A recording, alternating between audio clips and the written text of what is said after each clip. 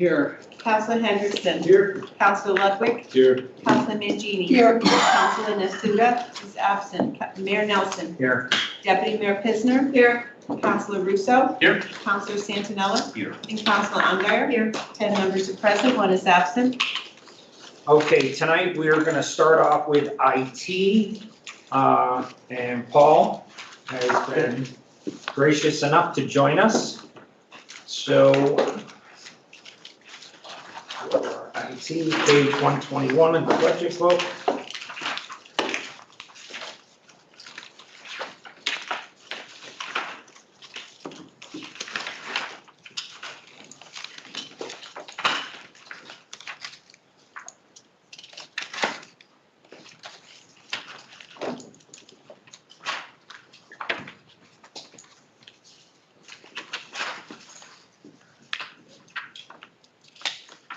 Okay, so IT shows a total increase of 127,974. And on the revenue summary, it shows a increase of revenue of $160,000. Start with questions.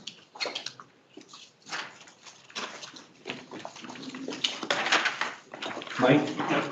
Paul, thank you for being here. Sure. Again, I don't know if you had a chance to put when we met last, but again, I'm sorry, look, I may be naive in some of the technical language.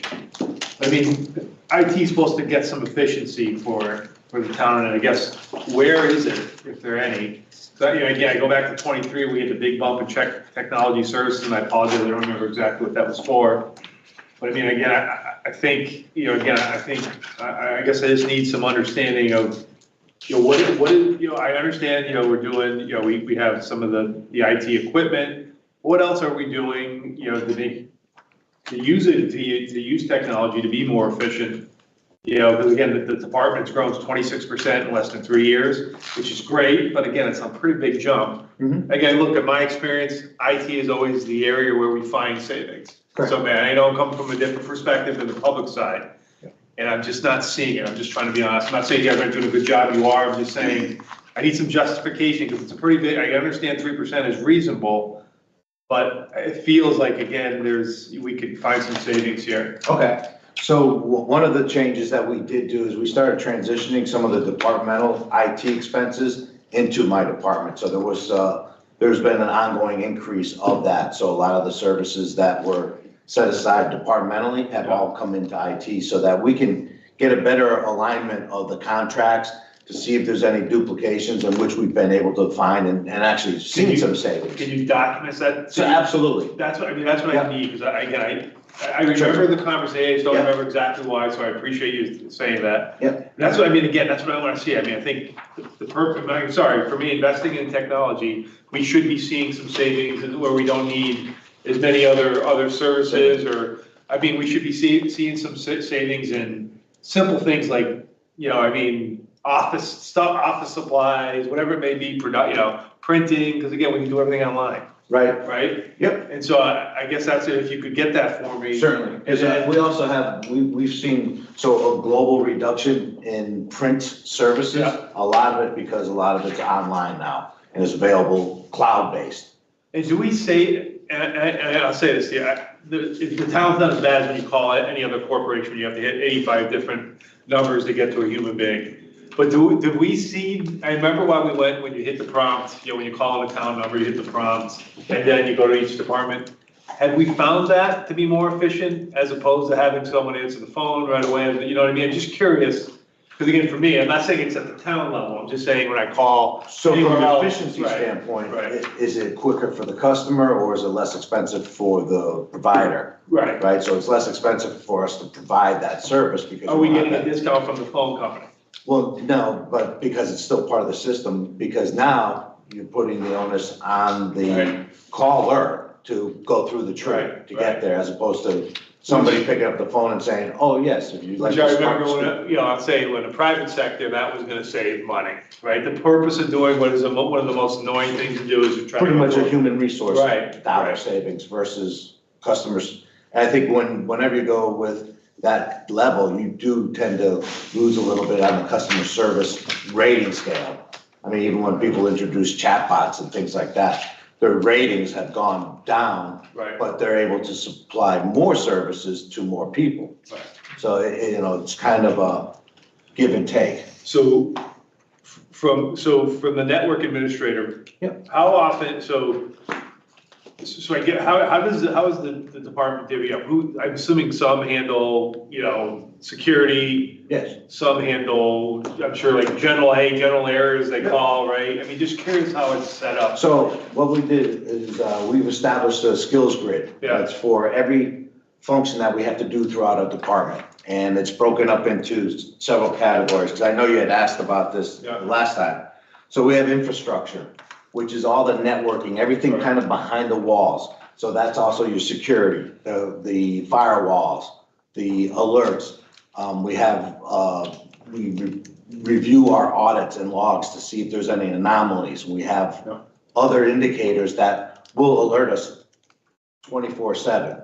Our phones will go off when there's a threshold that's being met, and then we get on and make sure that A, it's nothing to be concerned about, and B, if it's something we can resolve at nighttime before people come back on grounds, then there's no loss in productivity. Is there any system, when you say we have contracts up coming up, what do we, so what's gonna be, are we looking to be, what's our philosophy, for lack of a better word?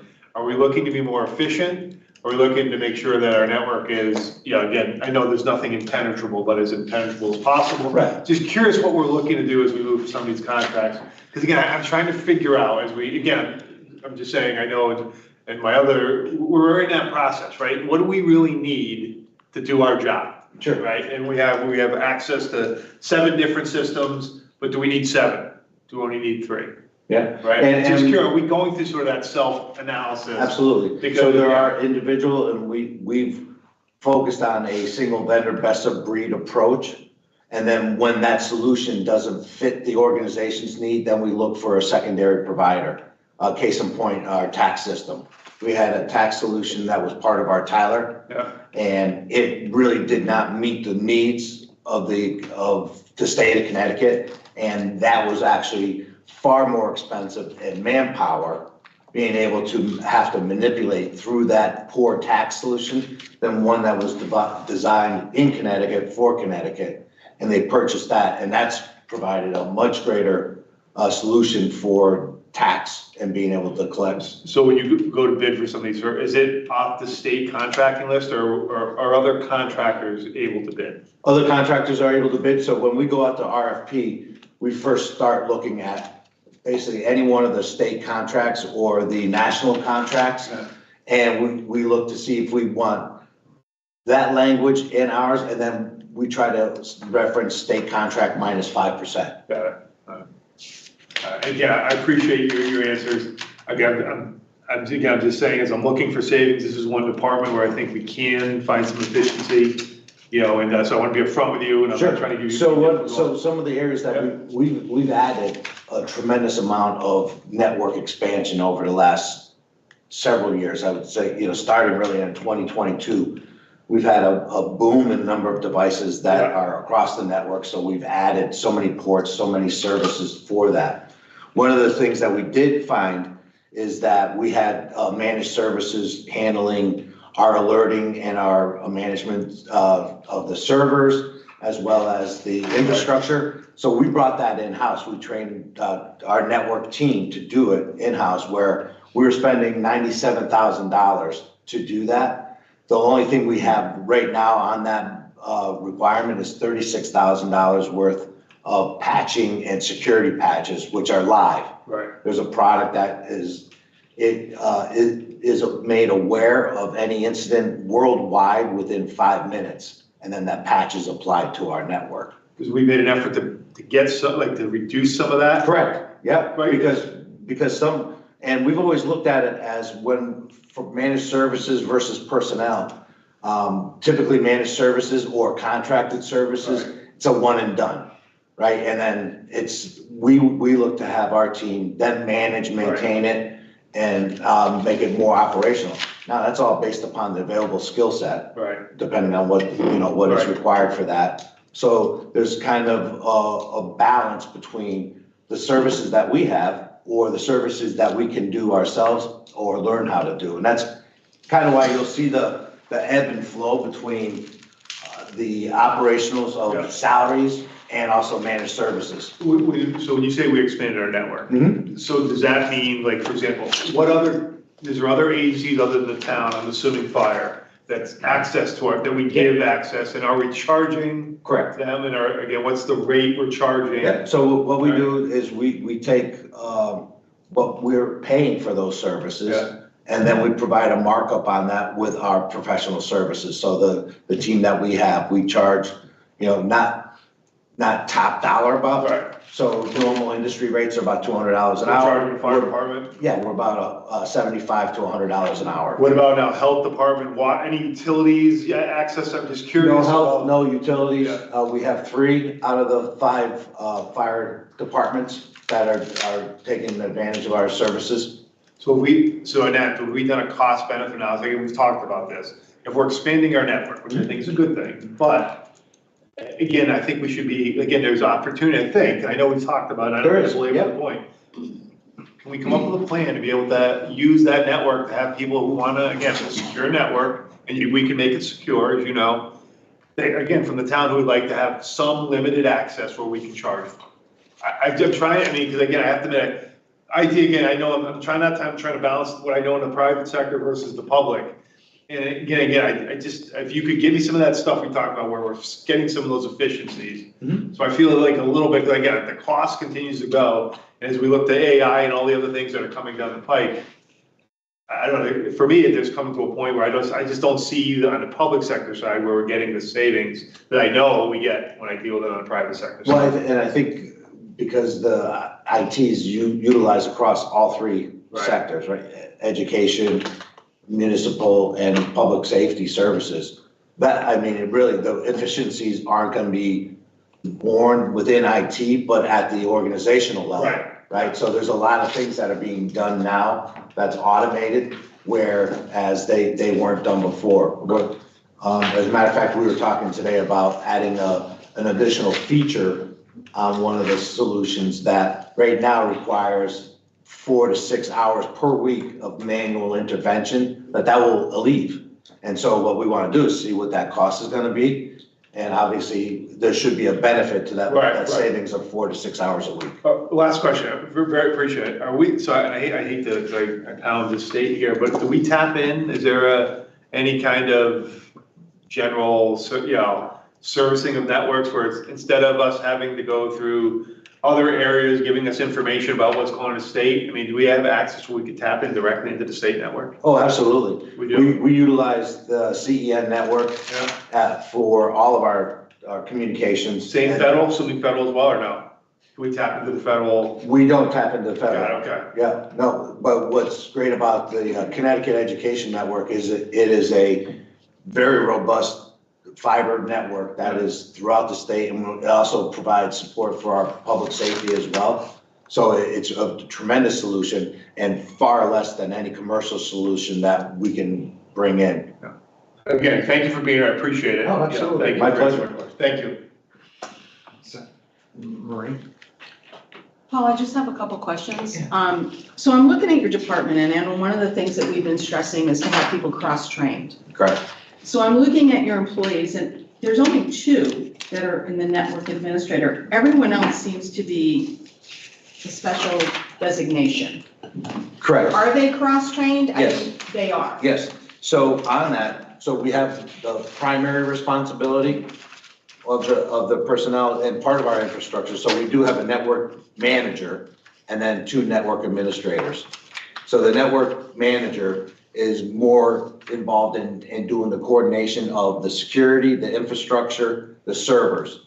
One of the network administrators focuses on the servers and the services provided out to the devices. The other network manager or administrator focuses on providing the switches and Wi-Fi and connecting other systems throughout our network that provide updates for computers. And then we have a desktop engineer who builds the image that gets displayed out on all the computers based upon roles. So he built this solution. Now, those are their expertise, but they can cover for each other person in our department within there. Now, for instance, I couldn't cover in for doing a network server upgrade, but we have 3 people that can on any given day. And is that work that's done on a daily basis? Yeah, absolutely. Yeah, those patches are done daily. We have patches, because we have so many different sites, we don't do them all at once, so that in the event there's an issue, we have the ability to do a rollback before we start continuing that rollout through the rest of the sites. But every day, they are looking through those logs, seeing what needs to be amended to either our policies or our patches, or even our security updates. And then on the desktop side, we have customer services, where it's the service desk. So they provide technical support and assistance to anybody that calls in, from a computer to a printer to whatever. And they also schedule for the delivery and replacement of the equipment if we can't resolve it over the phone or within an acceptable amount of time. We get another machine out to them, and then we bring that in. These same people will then, they're able to take a look at it, evaluate it, and if it just needs to be wiped and refreshed, a lot of times computers just need that. We have three different people that can do that on any given day. And then we have application support, where Bob Murray, our deputy director, Lori Parker, she's system admin, where they build accounts, they get the rights and roles and accesses to everybody. They're the primary build for that. We call it role-based. So if you're, a DPW director, you get this access, and based upon the integration with the HR system, it knows who this is, it builds all the access for it, and then we make sure that those accesses are secure. And once those are in place, then again, pretty much everybody in the department can manage those accounts. So we have quite a cross matrix of services that they're either very specific, but as we go down through the support level, everybody can do it. So I've kind of broken out all of our categories. One is basically, and again, it's in the same thing. One's technical, where it's break fix. People can do break fix things, and that's pretty much everybody in our department. You can go replace a cord, you can go replace a computer, you can get a power cord for somebody. Then there's more development, and that's where you're taking something that our highest tier is architect, that actually was designed, but you're able to take that and kind of modify it. So if you think of kind of like a recipe, you take a recipe and you put your own little changes to it. This is what our technicians can do. They know how to take something that's already built and make it better, such as assigning a printer to a different location, being able to do a little more advanced building of the network so that it works within our infrastructure. And then we have our top people that do the architecting. They design the network, they look at the policies, they do our desktop designs, and then building our telecom infrastructure. And those are pretty much the one specialist at each area. So being like you do PD and the fire department, you're 24/7. Correct. So computer goes down on a Sunday at 3 a.m. How does the PD get their computers up and running again? Do you have somebody on call? So yes, and all of us are on call. A lot of times we're alerted, and we'll actually react to it before people know that something's down.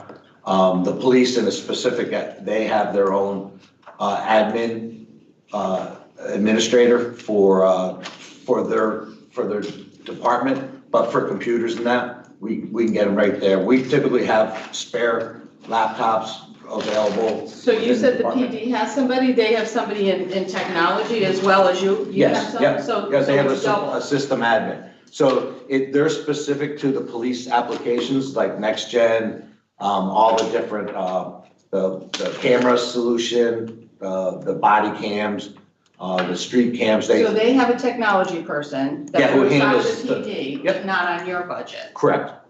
Oh, yeah.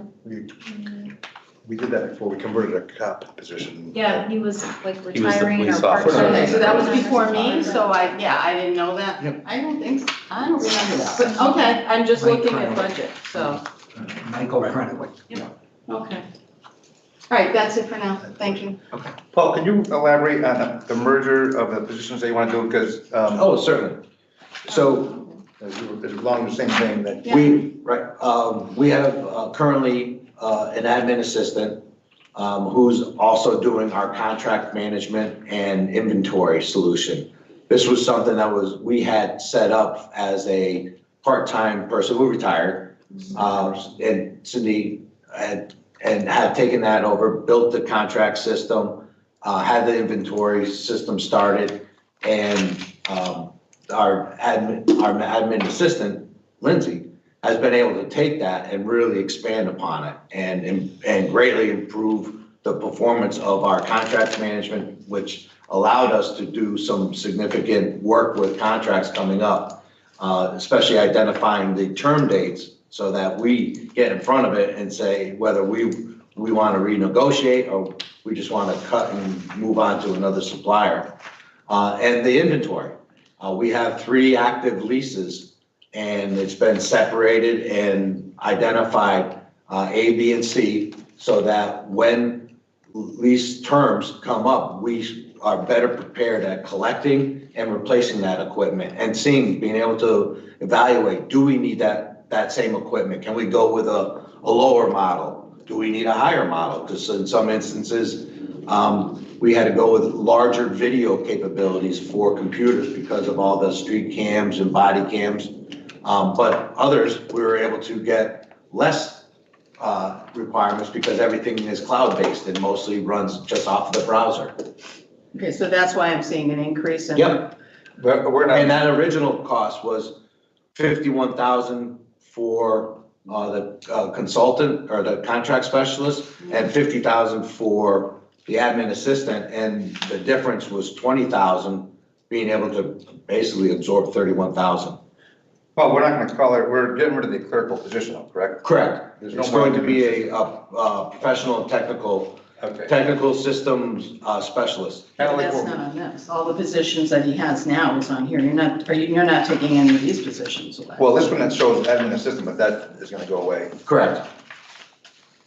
So That's gonna be, 70,000 is gonna stay there. Well, You're just not gonna the change title. the title. The title. Yeah, you're Change just the title. changing the title. You're Yeah. not taking the money away. No. Yeah, I'm worried about the money, not the title. I just want to make sure it makes sense. no, I'm looking at someone getting. it's a much greater responsibility and No, I also get it. I additional get it. work. Or is it a town clerk's It office? made it sound like we were gonna deduct something, and it didn't. It just changed the title, that's all. No, And we no, also, I- we I- also I- did I get reduce it. that I part-time get it. position. No admin gets paid that much, Eliminated. right, so that has to. Well, I was gonna question that. Yeah. I figured, Marie? yeah, I'm good. John, did you? Go ahead. So I'm just curious, we charge for some of your services, right, to various departments. Is there anything on the revenue side that we might be able to get any enhancement from? Whether it be current customers or feasibly future customers? Because you seem to have a pretty robust network, a pretty robust set of technology capabilities. Is there any new revenue opportunities that you would ever see? So off of that, because I was asking the same thing, but let's go over the revenue page, John. Yeah. What you're talking about, because WPC's been flat funded for 4 years. The Board of Education's been flat funded as far as revenues coming in for 4 years. Now, he had mentioned we do work for the fire departments and stuff like that. Are they also flat funded? Because his budget isn't flat funded. Right, so, yeah, so can I just, we're on the same page, but I just would like to know what your response to that would be. Like, where could we, if it's in the current customer base or new customer base, do you see there being opportunities where, I'm just gonna throw this out there, so let's say the Summers Fire Department is paying for technology services, could we be a more efficient partner to them? That's just very random, right? I would say we would be able to do it, but we would also have to expand the number of personnel. Okay, so there's no, so it gets to be sort of a cost benefit. Right now, I mean, when we originally merged the two IT departments back in 2008, there was 23 and a half FTEs. Yeah. And through adding technology and getting people trained, we're down to 10. Yeah. So the other question I have is, I struggle with the technology services number here, and that it just seems like it should be going down over time instead of up over time. And maybe that's just my own No, I understand that. ignorance about how this works, but technology is in, and is it this, and maybe it's not the services, but the equipment. Are we leasing our equipment? Are we buying our equipment? So we're leasing the equipment, and that's in the tech equipment line. Yeah. And that has gone down. The services is where It's gone. we've seen tech equipment. Technology equipment number, line 57, property? Right? No. Oh, I'm sorry, it was 788, it's now 734. Right, Right, okay, all right. It's gone down a little bit. correct. Okay, all right. But where the services are, these are software licenses, maintenance and support. Yeah. And every year go up. Right, so, and And per so- station, right? So for every user. Oh, no, it's not every station, it's the actual software product. Got it. So if we're paying $100,000 for an application annually, this last year, the average increase was 10 to 15% for across the board, no matter where, whether it was public or private. The increase in services have gone up. Okay. Yeah. All right, thanks. Well, we're hoping that trend reverses because I used to be able to bank on anywhere between 3% and 5%. But this year, every one of the products that have come in is somewhere between 5, which I begged a lot of them on. And right now, I'm budgeting at 10%, but I've still put in that we only agreed a 5% increase. Right, and so, and a lot of this is actually software that's run through the cloud, right? Correct. Right, so- Well, some of it is on site. We have some of it on site.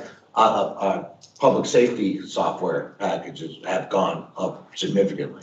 Right, and once you're in the cloud with a particular vendor, then you're kind of like hooked, right? It's kind of that, it's. It is, you can The migrate cost it. to change over Yeah, to the a cost different of, system yeah, it's is gonna be better. much more expensive than staying with who you are and paying the increases. Well, you can change vendors in the cloud. So the big expense of going from cloud back to local Yeah, is gonna be the hardware. right, the hardware part, okay. Thanks. Okay, going back to what John started on, if we could go through the revenue summary and explain what each one of these lines are, like intergovernmental revenue. And then you have miscellaneous revenue, general funds transfer, intergovernmental transfers, WPC, I understand, Enfield Public Schools, I understand. But as John was saying earlier too, these numbers for the revenue coming in hasn't changed other than the general fund transfer. So, I mean, WPC is its own entity. We broke it out. And, you know, the Board of Education, they've grown over the last 5 years. The amount of work that your department is doing has to have grown, not to mention our contractual obligations with the department and pay raises and stuff like that. I think that we need to make sure we're adjusting the fees appropriately so your department's not taking it on the chin every year for all these increased costs. And, you know, this comes, it's like the police department does road jobs. We haven't raised the prices since the 80s. So we're gonna be talking about that. And this is something I don't wanna see in 30 years. We're still getting the same dollar amount from WPC. So can you just explain, or John explain what these 6 line items are, who they come from, and are we due to increase them?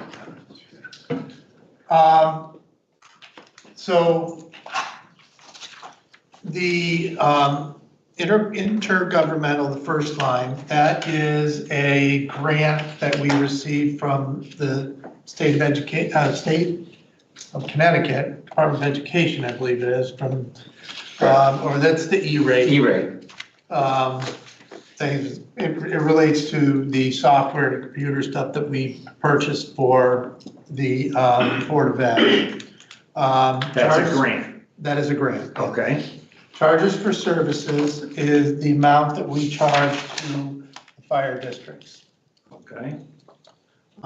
We used to have 4 and we've gone down to 3 that we provide the services for.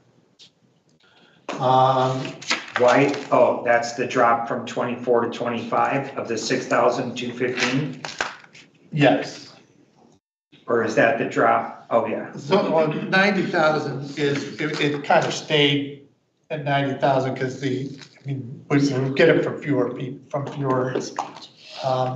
Right, but we have an increase from 23 to 24 of almost $40,000, $44,000. Yeah, I think one of the districts paid us later, paid us in 24 rather than 23. Okay, all right. So then, the miscellaneous revenue, that is the allocation of the phone charges out to the individual departments. The general fund transfer is the other support for the IT function for most of the town, okay? And plus some of the Board of Ed. Now, a lot of these, some of this number, because the Board of Ed number hasn't changed, we're getting picked up on that, on the in-kind transfer, in-kind services that we provide to the state for that. So, yeah, we could, I mean, I'd have to look at, what I have to do is go through and look at the services for all of the WPC one and allocate HR functions. Those costs have increased. So that is an allocation of services provided by general fund departments to the WPC. And so this is the share for IT. So this is WPC paying IT for their services. Now, obviously, costs have gone up and I need to do a new allocation of that for that. But what that will end up doing is shifting more of the IT costs to the sewer fee. And when I do the other allocation for like it'll shift some more of the costs from, or like the same thing for the WPC for other town departments. We'll get a bigger, there's a transfer in on the general fund as well. And that number hasn't changed either, so that number needs to increase. Mr. Young has commented on that, but really what that does is it will shift burden from the mill rate to the sewer fee, essentially. The costs are, it's just an allocation. Right, I understand that, but it's, the goal was, and that's why we did it with the phones years ago, because, you know, his department, like DPW, gets hit and they're paying the fuel for the whole town. Yeah. He's paying for all of this for the whole town, so he's taking a huge hit and he has no control. And we're trying to separate that, and we've done a great job doing it, but we can't just do a flat revenue for 8 to 10 years on something when we know that's not real. I just need Okay, time to do the study on it right, and come up with what the costs were, and do something kind of similar to what the Woodard and Curran study did for it. right. And like the general fund transfer you were talking about, you said part of that is the in-kind services that we give to the Board of Education. I mean, that should also somehow be, you know, broke out, or even a paragraph below it that says, you know, out of the 2.8, or now it's $3.8 million, you know, $800,000 of that is in-kind services for Board of Education. So he's not taking it on the chin every year, because you look at the total numbers and, you know, it goes up quite a bit. So, you know, the general fund transfer in it, we're up $161,000. I may be able to add something like that into. What's that? I may be able to add something like that into the final budget book. Or if you can, or next year, just, I mean, the more we can separate what's actually their budget versus, you know, because if it was the fire department, we would want the same thing. We want to know, you know, in 8 years, is he doing twice the dollars? We need to also, we have the joint ITPC committee that used to meet, and after COVID, it hasn't been, we need to get back to having communications with the Board of Ed on some of this stuff too, so. Right. Now, we supply all the laptops to the Board of Ed? We supplied the laptops to the teachers and the administrators, anything for classroom or student curriculum based, you know, if it has anything to do with curriculum, the schools handle all of that. But we've always handled it for the teachers because they were more network centric and we wanted to make sure we kept the securities pretty tight. So last year, I mean, it was a very bad year, and the Board of Education said that they let go so many teachers and administrators. Did we get the equipment Yes, we back and turn it back in? Yep, we actually got it refurbed and we're using that as part of our replacement plan. So what we did is instead of purchasing the accidental damage on the laptops for an extra, I think $175 per laptop, so you know, 600 of them, that, you know, that gets kind of pricey. What we did is we bought an extra 50 laptops so that we had those for spares, and then with the other inventory that came in, we were able to refresh those. So now we have a good complement of supplying the replacement laptops as things happen. And then again, it keeps that workflow going, and we have anywhere between 25 and 30 available. Right, but I thought you had said to Councilman Santinella, we lease the equipment. We do. So at the end of the 4 years, we'll have the option to either buy those or return them back. So these are still part of it, but what's not included in that is accidental damage or breakage or support. I mean, once it makes it past the 90 days, then you're kind of on your own. So that's why we had the extra ones, just to fill in for those events where things break. All right, and then my last question is, under technology services, you've got $100,000 increase. Yes. And again, most of that could be attributed to projected CPI increase for our services over the same. And we've added new solutions as well throughout. Let me just see right here.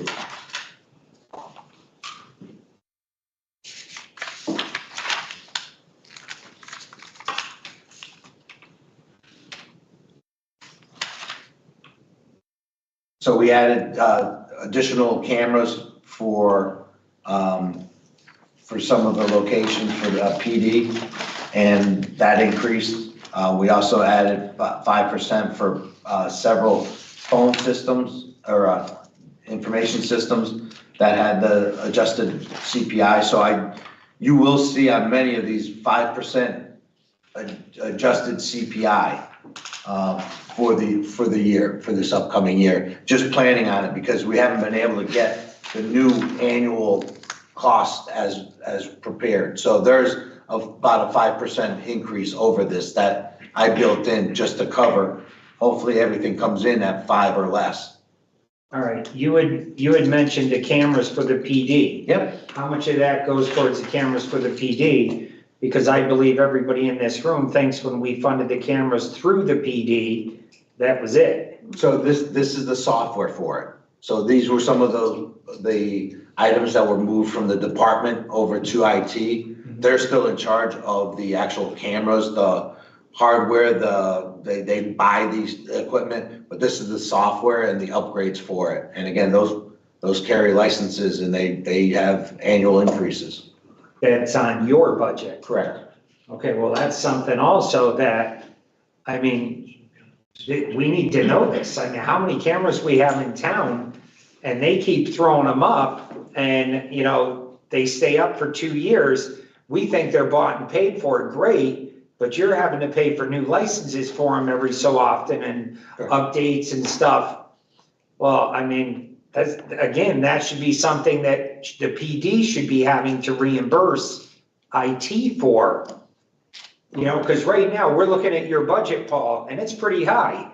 But it's not only your budget anymore, and that's what makes it very hard. You know, when you don't have control over what the PD or the Board of Ed do that increases your budget, but we turn around and cut your budget, that's not really fair to you or the department. And years ago, I know Chris was here, we had this issue in like the phones. And, you know, and it just seems like the more we talk, the more things that are coming out. Because does anybody in this room know that IT's picking up the tab for the cameras? No. I assumed because they're the keepers of the licenses and software. Okay, I mean, well, I just assumed that they do for all of the departments, to be honest. anyways, so, all right, that's all I have for now, Mike. Actually, I agree, we have to relook at the camera policy, I agree, because the ones that were put up recently are intrusive and they're not what the intent of the camera policy was back when we started this. So I agree with you there. You know, Paul, frequent, so I'm gonna say applications. Yeah. I'm assuming there's application packages, is that correct? Correct. So I'm gonna say, look, as a counselor, I barely use my, you know, and I hate to say it, the amount of email I get is all junk. 95% of the email I get is all junk email. It's all Democratic National crap that I get. I'm sorry, it's like, it goes into my junk thing, it's like, I know, but anyways, but it's on purpose, and I get a bunch of it. I don't use any of the applications, I don't need them. All I need is just, you know, again, where my calendar is, and I need, you know, obviously, you know, just email me. But I mean, do we limit, I think that's part of it, is I think we have too many applications that were, again, I love Word, but I don't need it. I mean, I'm not, you know, again, we have things we can get the print here. I'm just saying, we need I think that's what I'm getting at, and the same thing with storage. How much storage we have? I'm assuming we pay for the amount of storage, right? I think that's where I think we can find savings. I know we go through it all the time. Look, you got archive, so we're not getting hit with storage charges. How often do we do that? I think that's where could be some savings. Because I don't think everybody, and certainly I'm just saying for me as a counselor, I don't need all those applications. I'm sure most of the other departments may, you know, depending on what your level of access is. I think we need to look at that. Because I'm sorry, I feel your budget, Ken's right, but I still feel your budget is, there's savings here to be had. And then the question he had, on all the laptops that got turned in from the school department, how many were there? And it feels like, you're saying it's in the technology equipment, I get what you're doing, but I think there should be more savings there other than 30 or 40 grand, whatever it is, 50 grand. I just feel that, you know, again, there's ways we can save here as we're looking for some money. Not questioning anything, but I think we need to relook at that stuff. Are we giving out too many applications? I mean, again, like I said, I don't need that many. And I don't want the taxpayers paying for stuff I don't even use. And the other thing too is are we getting the tablets back? I know sometimes that folks don't have to give it back or whatever. I'm assuming we need that information, like that hardware when someone leaves the town or leaves, you know, whatever it may be. Are we getting that information? I mean, getting that hardware back when someone leaves, whether it's from the council, from the, you know, working, whatever it may be. So there's different rules. Right. So anybody who's not on a board or commission that gets a piece of equipment, we collect that. Why wouldn't you want our piece of equipment? That was just an agreement that had been. Does it cost the taxpayer though, by not giving?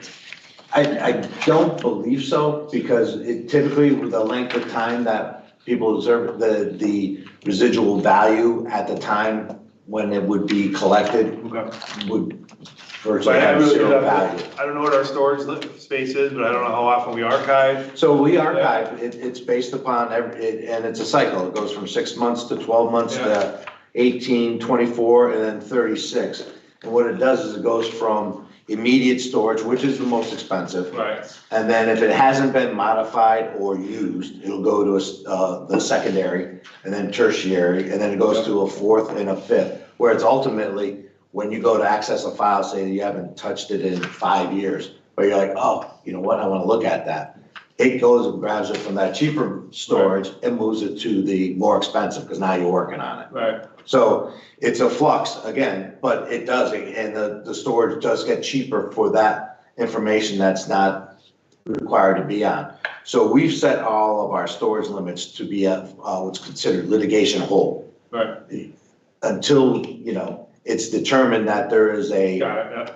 deadline that it's gonna be there, but it's going to be at the least amount of storage if it's not needed. By law, how long do we have to, is it 7 years? We have to keep With minimum 7 years. 7 years? And then depending upon the intricacies of what that information relates to. And so does that, sorry, I'm not sure on that point, but how's that connected to the records management? So does that flow automatically, the records, or is that records management department strictly doing old files?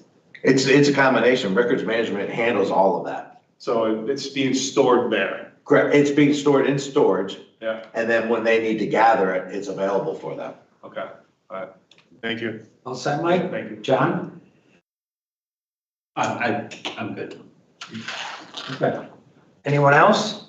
Yeah, just one quick thing. Thank you, Paul, for all the information and answering everybody's questions. I did hear you state in years past you had a staff of 23, now you're down to 10. Correct. Do you feel like you're properly staffed? For the services we're providing now, we are properly staffed. And if I thought we needed additional, Yeah. I would certainly present that, because I know that we provide, you know, one of the few departments that we provide services throughout the entire town. There's not a single part that, you know, we're not covering. But the combination that we've been able to utilize some of the technologies that we've had, some of the definitely the people that we have, the capabilities they have, the professional development that they've gone through. We've got 3 people who are very strong, Six Sigma. We've got 2 black belts and a green belt. And we constantly go through our process reevaluation and improvements. So how we're providing a product, how we're taking care of a product. So I think we're at a good level now.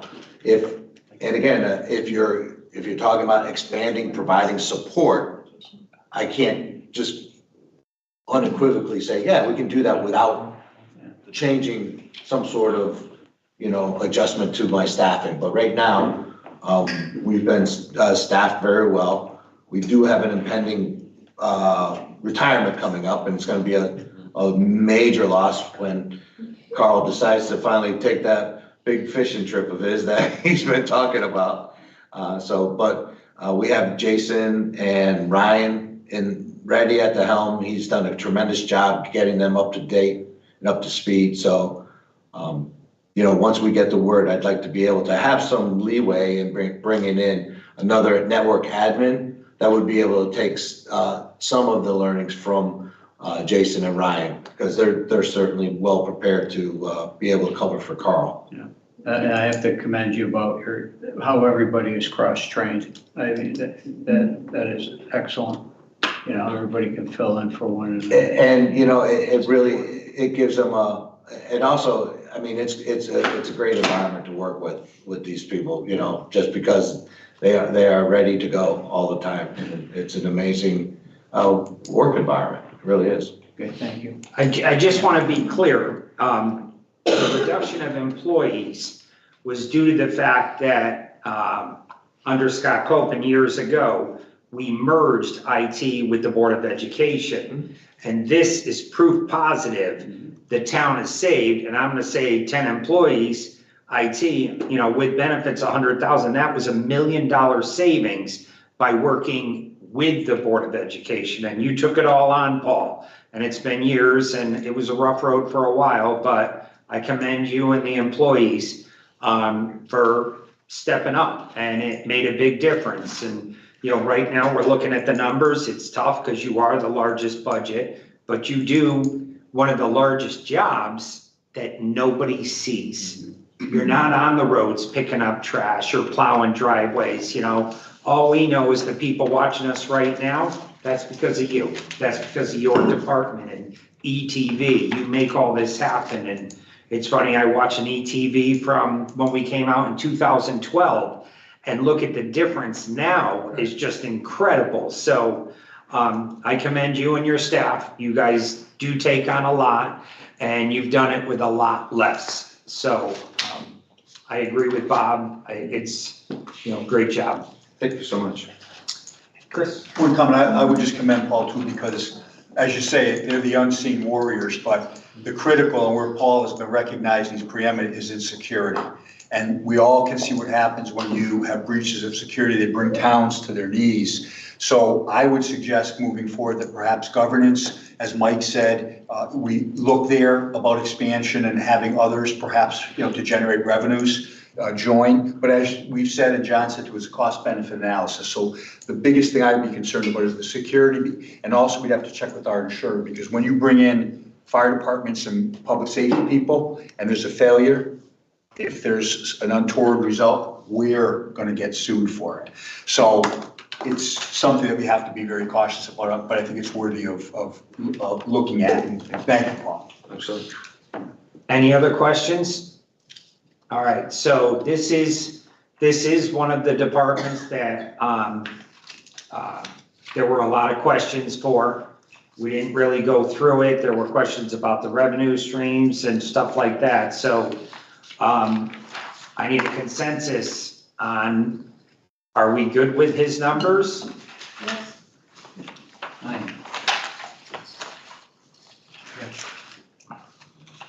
Again, so I think we could probably cut another 50 to 100 grand out of it. I appreciate the answers, but I still think there's savings to be had here.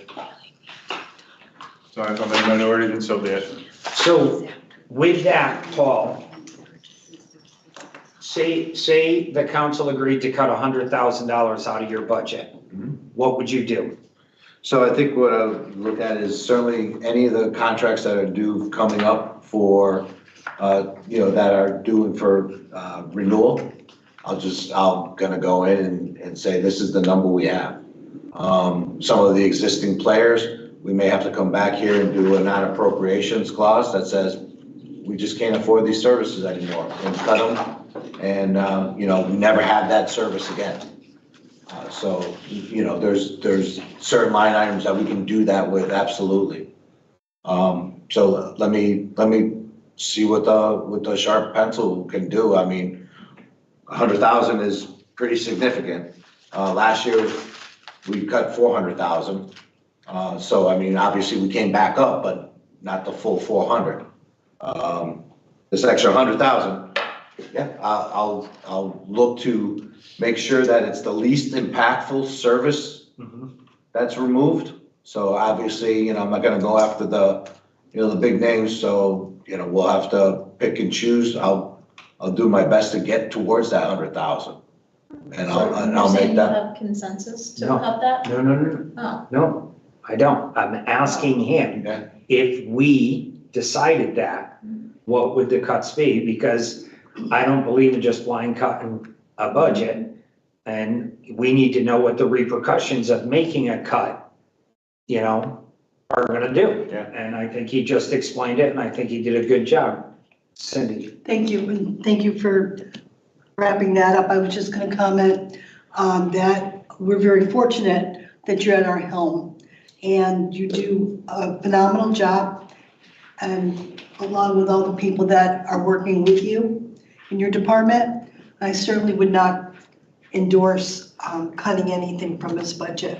Thank you. Anyone else? All right, so Mike, do you want to put that proposal up? Sure, yeah. Okay. Is there consensus to cut 100,000 out of the budget? I have to say, I think his explanation was very good, and I'm willing to take that chance. If you can't, or it's drastic, you can always come back and say, look, I couldn't get the vendors to back down or whatever. But it can't hurt to push back a little bit. Everybody knows we're not the only town in this situation. And, you know, if you could push a little harder for us, Paul, I'd really appreciate it. But again, if it comes to something, I'm not saying, you go to Chris and you say, look, Chris, this is the options, let the council know. So at that point, I would agree at this point with Paul explaining what he's gonna do to attempt this. And, you know, I got faith in him. So Bob, you're a yes, Mike, you're a yes, I'm a yes. I'm gonna abstain. I'm Okay. gonna abstain because I wasn't here for the presentation. Okay, Lori? Yes? Yes. Jeff is a yes? All right, so we will remove 100 from this budget. Paul, thank you very, very much. We appreciate you taking the time coming in tonight. Okay. Thank you, Paul. Timeline for this? Todd, When does this have to be up? When do I have to have that 100,000 finalized? What date? They're taking it out of the budget. I think. So it's out. They just, out. yeah. So make it work. Got it. You want that out of technology services? No, can I get back to you on it? Yeah. Yeah, because I think I'm gonna spread it around. Okay. Yeah. Okay. Thank you. Yeah. I have animal control next in my budget. License permits went up. No, they didn't. General fund transfer went up 20, oh, that's general fund, sorry. So it went up $4,000, $4,600 for animal control. Is everybody okay with this? This is 2000, code 2075. Page 132. 142, and I apologize, all my notes are in the original volume. 132. 132. And 132. I'm okay with it, and I'd really like them to find a part-timer. I know we're still looking for, And or a full-time. that's why I'm really not willing to touch this, because I know as it is right now, it's a problem department. is, and I would I mean that in a good way, No. they're just I spread would so be thin. willing to give them the extra to get it to a full-time position, because there are so many times where it's a call to the PD because the ACO is not on.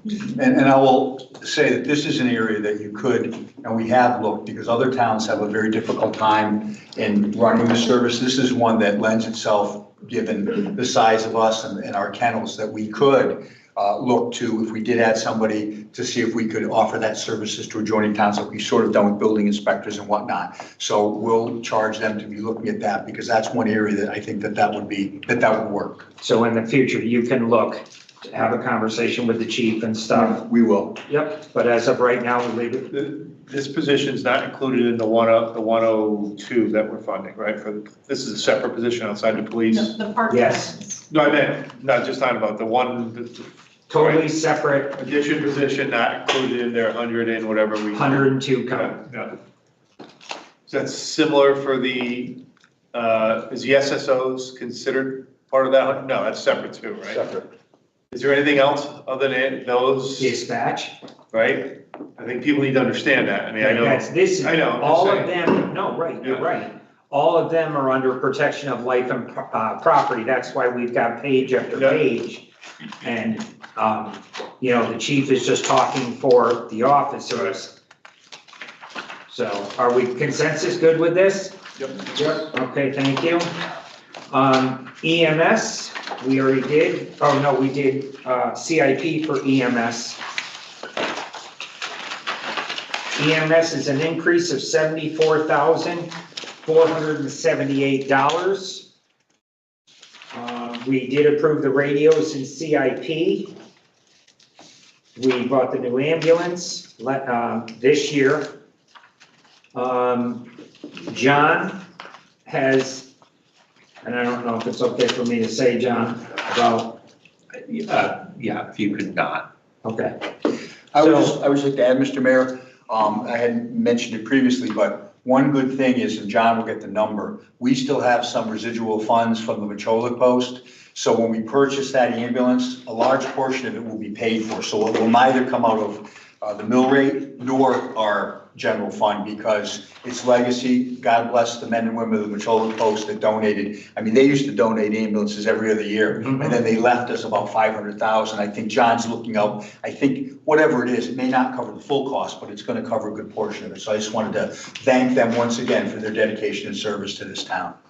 Absolutely. And I think, with you and the chief and Aaron, I think we might have found a new way to do business. Instead of buying at budget time like the entire world, we wait till right before the budget. Jump the gun. Yeah, it's like buying your Christmas tree after Christmas. So, due to certain things, involving the state, it's kind of out of Aaron's control, and we're forced to offer a service for little to no money.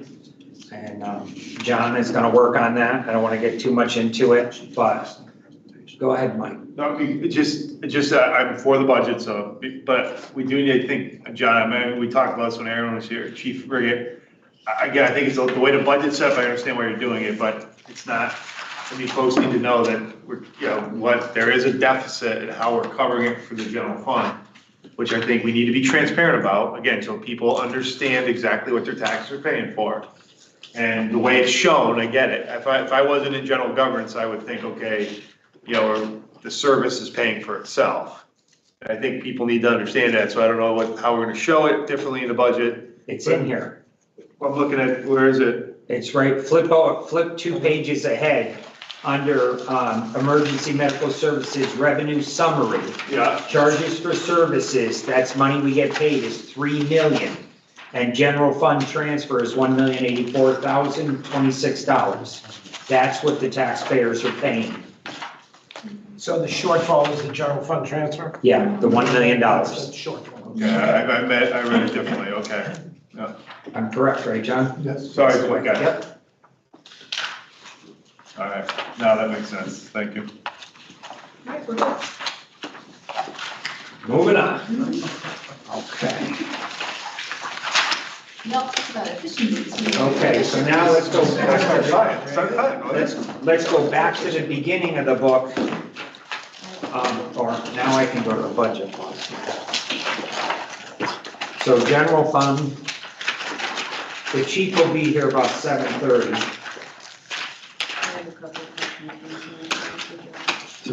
I have a couple questions. Under, okay, go ahead. So John, I touched on this last night with you, but I went through and I looked at last year's book and the book before as well. And the numbers just aren't consistent, so I'm not understanding, like looking on page 5, like penalties and interest. I'm looking at it and it went from like 1.3 million and then it was 1.1 million and then it's 800,000. Why does that figure change so drastically? What that is, are the the interest charges on late tax payments. Okay, the state mandates an 18% charge per month on, well, not, it's 18% per year charge, an 18% rate charge on late payments. And, it's whoever, it really fluctuates based on how they pay. Do we have the real numbers though? Because, I mean, that's just a lot of money. That's different. Yeah, the 1.3 million and the 1.1 million? Yeah, those are real numbers, but what was the real number? What, do we know what it is for 2025 right now? Where we're at? Yeah, give me a minute.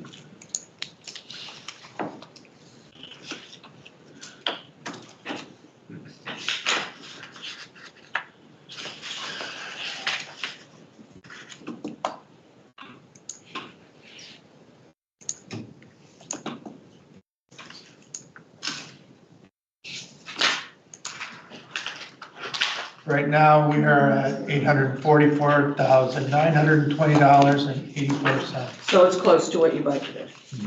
Okay. And then going down for the, oh, we already talked about that. No, you said that program got cut. So going on the next page, same thing, the interest on investments. Do we know where we're at for 2025? Because you've got, again, I'm looking at two big figures for 23 and 24. Yeah. So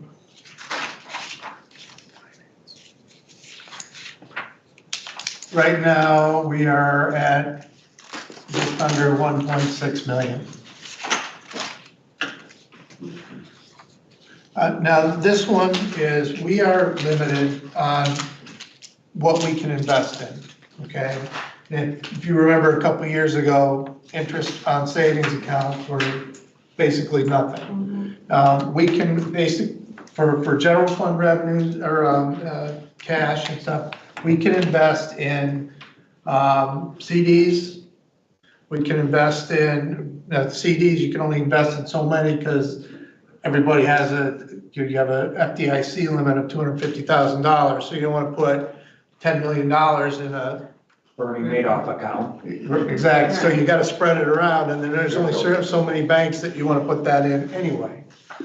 So then you end up in treasury investments, and you can end up in mostly what we put our regular cash in is the Connecticut Short-Term Investment Fund, and that was paying about maybe 0.25%, a few years ago. And now when interest rates went up, this is a benefit it's kept to the town. So I have been increasing it. I think I went up to $1,250,000 this year.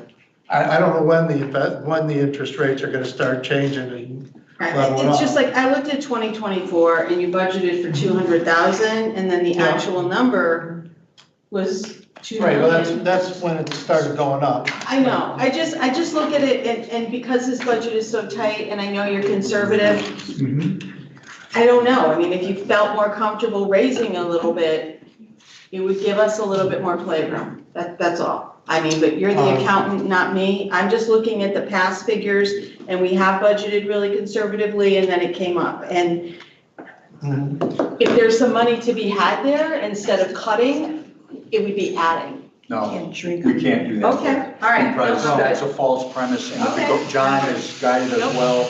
I would be really Okay. reticent to do that. And then that's fine. Right, so I will say this. We're okay right now because of our fund balance. And Mike, when Mike was mayor, had a phenomenal fund balance. I know when Bob was mayor, they were able to use part of the fund balance to soften some of the blow through revaluation. And that is all because John is very conservative. We know what happened with the insurance fund 10 years ago when we weren't so conservative and we ended up with a few bad years. I'm not willing to take the risk. I am willing to be cautious. And then next year, we're sitting here and we have a healthy fund balance again, instead of not having something to fall back on. So for that, I appreciate. I'm not saying what you're saying No, is wrong. fair enough, I I'm just need to just saying- understand it. I would rather err on the side of caution than be risky. Well, set, Marie? Yes, thank you, John, I appreciate it. Yep. Okay, so we are going to move on to town council. And the town council has a decrease of $48,800. So we're all gonna take a decrease in pay. All right, so. I'll write you a check. Yeah. This was because there is a financial audit of $48,800, which was last year, and that is for the Board of Education audit, John? Yes. And the Board of Education audit is still happening, but it is not even close to being done at this point. So there is no update, but this year we are just flat at $7,560. And that basically is for printing and reproduction and supplies and material and food related. So is everybody good with that? Yes. You want to raise, Lori? I want double what I make now. You're going to. Next, we're gonna move on to the town manager's budget. The town manager's budget is plus $115,263. So obviously, this will include the new town manager, which we know the salary is an increase, and it was still a deal. We know that he is taking the insurance through the town, which I believe, Chris, you currently don't. No, do. oh, I won't be now. Right, Plus, he Medicaid. has a wife It's, too. it's Right. +1, yeah. right, and then, right, and I didn't then, have a +1 either, but that's okay. and then the band shell and all of that activity flows through the town manager's account, which is a newer item. And then Steve works on getting donations and stuff like that to help offset it, but it's gotta be budgeted somewhere. And then the split salary of the administrative assistant, the floater, which is between HR and the town manager, and you split the salaries. And the 2 receptions too in the front. I don't think that was your last year. but- No, it was not. So we Okay, have- there's 2, I forgot all about that, yeah, because that's, so that is the reason for the 115 increase. Questions? And I'm just going to thank the council for those receptionists and the improvements to town hall. The employees are very grateful for your support, and so are the residents that come in. I walked in with the fellow the other day, he said, he liked parking there. He said, we used to come in the back, and we're in the stairwell, you know, I beat this drum, and we get lost. Now we come in the front, we're directed, and I think it's worked out for employees and our residents very, very nicely. I thank the council for your support on that. It was very, very important. And I want to thank whoever, you, I would say. It seems like in the last month or so, 5 o'clock employees leave, the doors are opened. So when we have planning and zoning and wetlands and council, We figured it out. everybody who's listening, you can come Yes. in the back doors. You can't go on the second floor, you lock that down, but you can get in the meeting rooms. And that is very helpful for a lot of people. We learned finally how to use the system where the custodian just puts a key into the wall, he shuts it off, and it's open for everyone the way it was intended to be. Beautiful. Okay, good. Next, we are going to move on to the town attorney's account. And at this point, I'm going to make a recommendation to reduce this account by $17,000. Because of salaries and stuff like that in that department. We have a new town attorney in there, and I believe he is already proven. He's a very knowledgeable gentleman. He's willing to go above and beyond. I don't know how many meetings I've been sitting out here, sitting in this room, and I watched the man walking out of the building at 6:30, 7 He just o'clock. walked by down the hall. He's working, he just came by, he's still here. I saw him. Go ahead, I Cindy. have a question, Sure. with regards to this new, attorney. Where is his salary? Right up top. If you look revised in 2025, 238,771 was all the staff's salary. Okay. And now it's 329,817. So how much is his salary? Not that much. Well, how much is it? 124,620. Correct. How much? 124,620. Next page. Okay. So, okay. So where's your reduction? We've got the senior assistant town attorney. Well, right, we have an increase from 55,000 to 72,000 on a line. And in these days and with all the other employees, I just, at this point, I think raises should be given out during either union contract negotiations or when it's time through the town manager's office, and they should not be done through the budget. And I believe in July is when you negotiate the non-union salaries. Well, it's not a negotiation, it's just, this is what they're gonna get. Okay, well, at They that's. become a council, I think, in September, October. Right, and, right, so this was done last year properly, and I think it should be done again this year properly, and it should not be done through the budget. I mean, because this is gonna be a phone call that we've already gotten all year why does X, Steve Belinda, why did he get such a huge raise?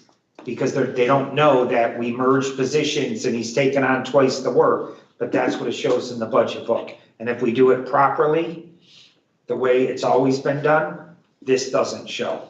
It shows up in the normal contracts. So you're suggesting reducing this by 17,000? Yep, And that's the legal assistant, just so I'm following things. yep. It's not cutting anybody's pay. It's not cutting anything in the department. It's just, let's put the raises back where they belong. And I'll just clarify, the town attorney works for you. You heard in his presentation that he thinks that his executive secretary has done an exemplary job, and I think everybody would agree. No argument. However, he works for you. At my level, we didn't take it out because he works for you, he should have been able to put it in and plead his case as he did. So it's your decision. So that's why we left it in. In other areas, we didn't increase anybody, but he's unique because the only two people that you appoint that work for you directly are me and the town attorney. So we let him have a say, and the mayor's explained why with HR they think they should be done. It should be done through the normal course. But I wanted to say that he lauded the work of his executive secretary and wanted to reflect that in his budget, and that's commendable. Absolutely, and this does not reflect her, she does a Correct. phenomenal job.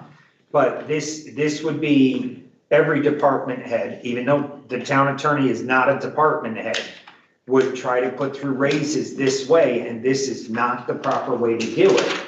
It's gotta go through the proper channels, union employees gotta go through their unions and negotiate it. So that's the only reason I'm saying, this is another month. And then they can negotiate it through Steve and come to us for the raises that we all have approved for years, the normal way. That's all. Is there a consensus for that? Okay.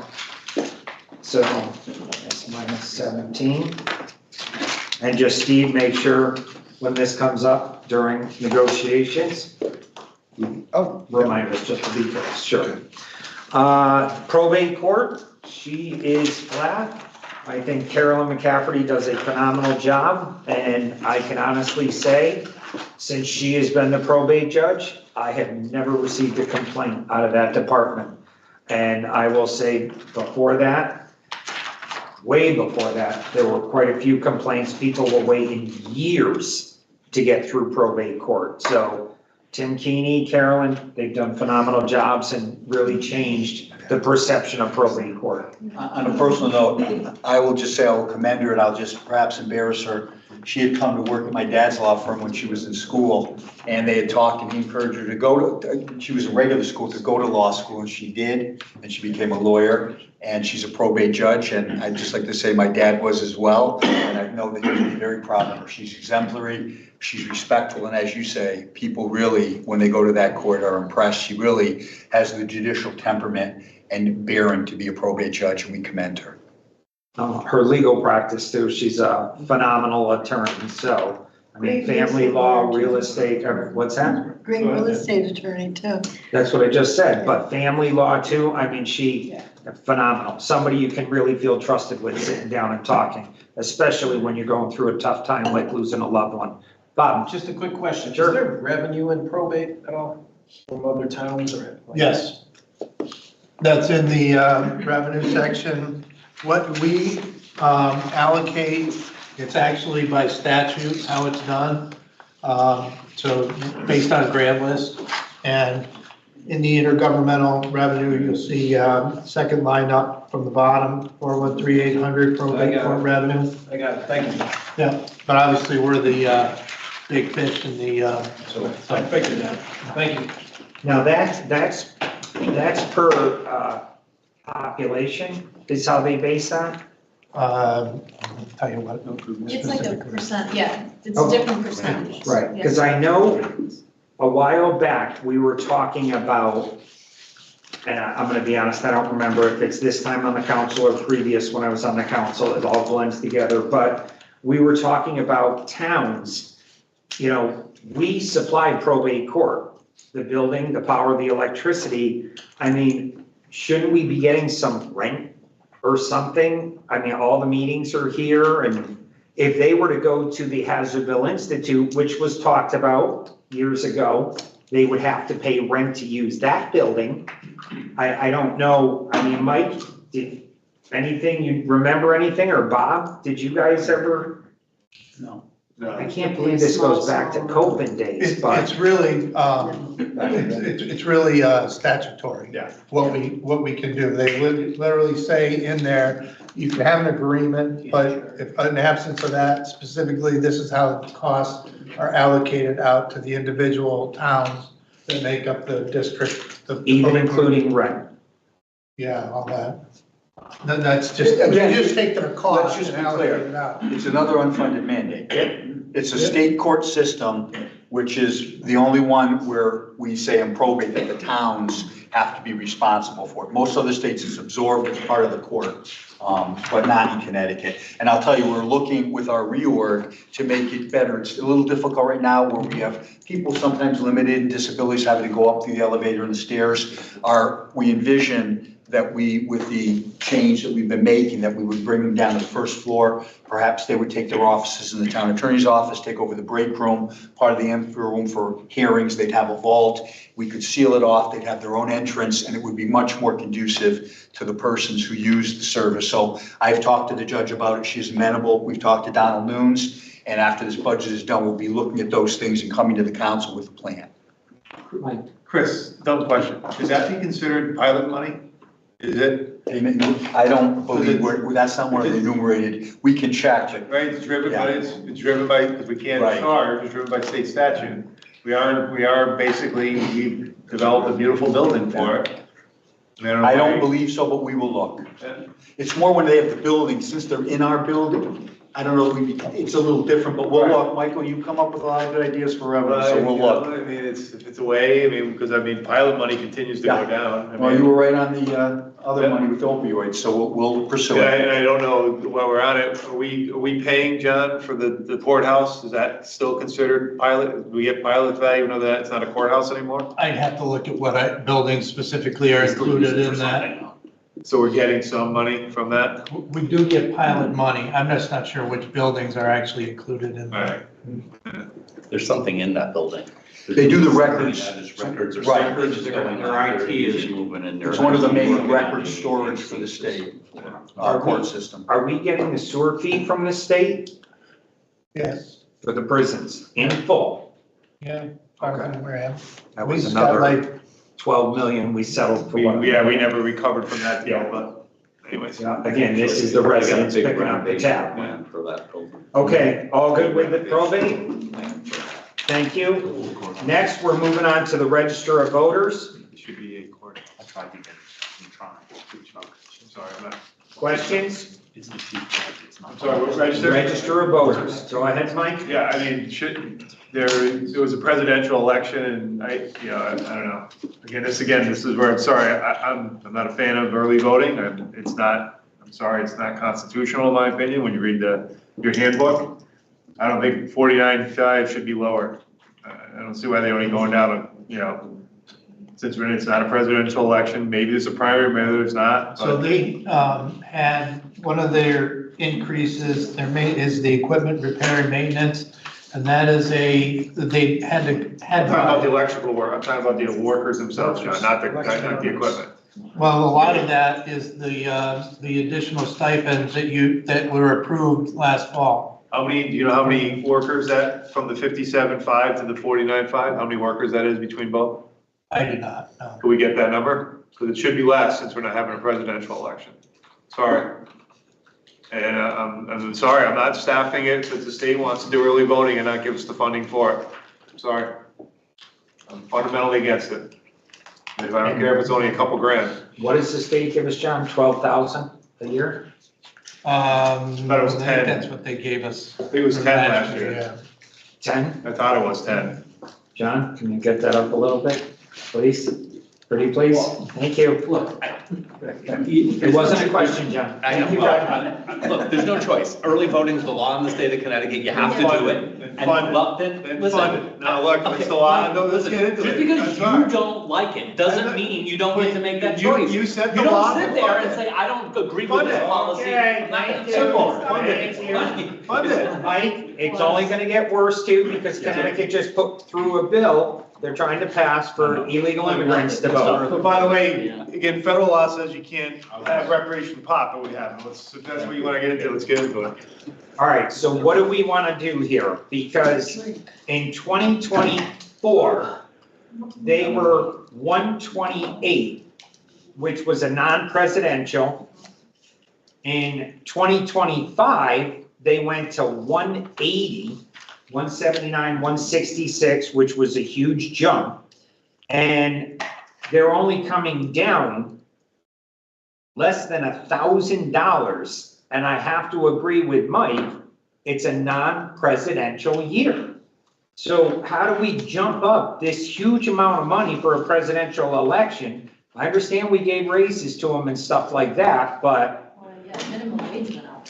right, no, plus we gave them more than that. Well, it's. I meant for the workers. Right, Paid a so lot. what are you proposing, Mike? 10,000? Yeah, I think that's fair. Yeah. Is there consensus to reduce it 10,000? Can I ask the Sure. question? Why? Why? Has anybody here other than me ever worked an election? I've Yes. worked many elections, okay? So Mike, you should know. You should know the blood, sweat, and tears, not only of the worker, but of what goes on behind the scenes leading up to. And like John just stated, with the early voting, it's even more Then intense. the state should be funding it, Cindy. The state's not funding it, so get Well, out of your, and that's, but that doesn't mean we have to. we can't control that. But what we can do is be reasonable and support their budget. I don't think this is unfair. In fact, I'd like to give them more money. Okay, you've said that on almost all of them. So here's, I had a conversation with the Register of Voters. And their concern is if there is a primary, if there's a primary. And I said, I'd rather have you come back because you could explain a primary than just budget and worry about it later. Right now, $10,000 is part of a teacher. It's part of a police officer. And we do worry about $10,000. And you made it clear you were happy with the original budget. We are not. We're trying to reduce a $700 a year tax increase. That's all we're trying to do. And I'm sorry if we're wasting time, but we feel it's important enough to spend time, as much time as it takes, to go line by line. Chris don't want to be here, Steve don't want to be here, and I'm sure none of us do. But I know I don't want to pay another $700 a year, along with the other residents out there. And next year is a serious problem, which you guys are aware of because it's revale. And if we don't sharpen our pencil this year, it's only going to make next year that much worse. So hopefully next year there's people in place that are willing to do exactly what we're doing right now. I don't know who that is, doesn't matter. Okay, So, and I'm not disputing, I agree with you 110%. However, I'm coming at this from a different perspective. And thank you for recognizing that. Our job is extremely important and it should not be taken lightly. And if we have to be here till freaking midnight, that's so be it, I get it. But I want to express my concern and my opinion, which I'm entitled to. So I want to You bring are. that forward. Cindy, I'm not arguing that at all, and I understand what you're saying. But a couple days ago, the tax sale, foreclosure sale went out for people with back taxes and water pollution control. It's over $2 million that we don't have in fund balance to try to soften increases like this. Why don't people pay their taxes? Because they have a choice. They feed their family or heat their home or pay their taxes. And that's proof positive, because I think when Mike was mayor, he did a hell of a job getting people to pay and lower that number. Am I correct? Didn't that happen? Yes, it was at one of its lowest times in a while, and it's creeping back up because the economy's tough for everybody. It's proof right there. Not a person in this room wants to take somebody's house. We don't. But what do? Pass it off to the next person?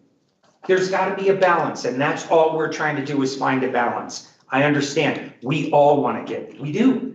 But it's not our money to give, and that's the problem. Okay, see if you have consensus and let's move on. I was answering her question, Gina. I'm sorry if I wasted your time. I'm Is there just- consensus? I forgot, 10,000 Mike wants out of register of voters. Is there consensus? Yes. Jim, Lori? Yeah, okay, thank you.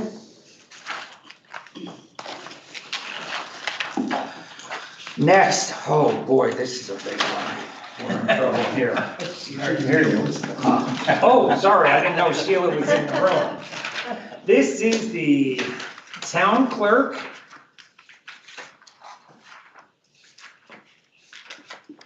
She gets a raise. I'll tell you, she deserves it. That's right. Okay, the town clerk is a positive of $25,908. And if I'm correct in her presentation, they're estimating year end at about 3.1 million in revenue being brought in. Am I correct on that? That's state revenue, so the town, we collect a lot of fees for the state, so the town typically keeps about a third of the revenue we collect, so it's a little under $1 million. Well, since they cut us all the time, what if we just cut their check a little bit? Mike, are you okay with that? Okay, well, I'm fine with that. John? We'll would help, you, we'll help the state live within their. help us out with that? You can save $10,000 and give it to the registrar of voters. We're gonna help you guys stay within your guardrails, John. $10,000 for books for the library. We didn't cut the library. We haven't gotten it. Oh, well, you did last year. We already got it. We already been there and we've done that. All right, so Sheila's, the town clerks. I'm okay with it. I think it is another department that this town should be very, very proud of. And, with the situation that came down in the building last year, that created the security that we have now, I think her department handled it the best way it could possibly be handled, because I have seen videos with that same person, and it was not handled that way, and it was not good at all. So, thank you to her and her staff. I am okay with her budget as it is, unless somebody, go ahead, Bob. I just, at some point, Sheila, again, maybe, could we just get a presentation of what the records manager's doing? Now, again? that's the next page, Mike. Oh, what's their same budget? I know. What he does? Yeah, just again, where we at, I know when we started this years ago, there was a plan, where we're at, kind of what's going, just, it would be a good refresher. That's all, sorry. Right, so, Bob? I just have one question. I remember the presentation. So the 15.6 was for one referendum or for two? No, that was for two Two. referendum flyers, that's for, Charter and school modernization. charter revision school. Okay, so that's just checking to make sure it was two. Good. Yep. All right, everybody good with it? I remember.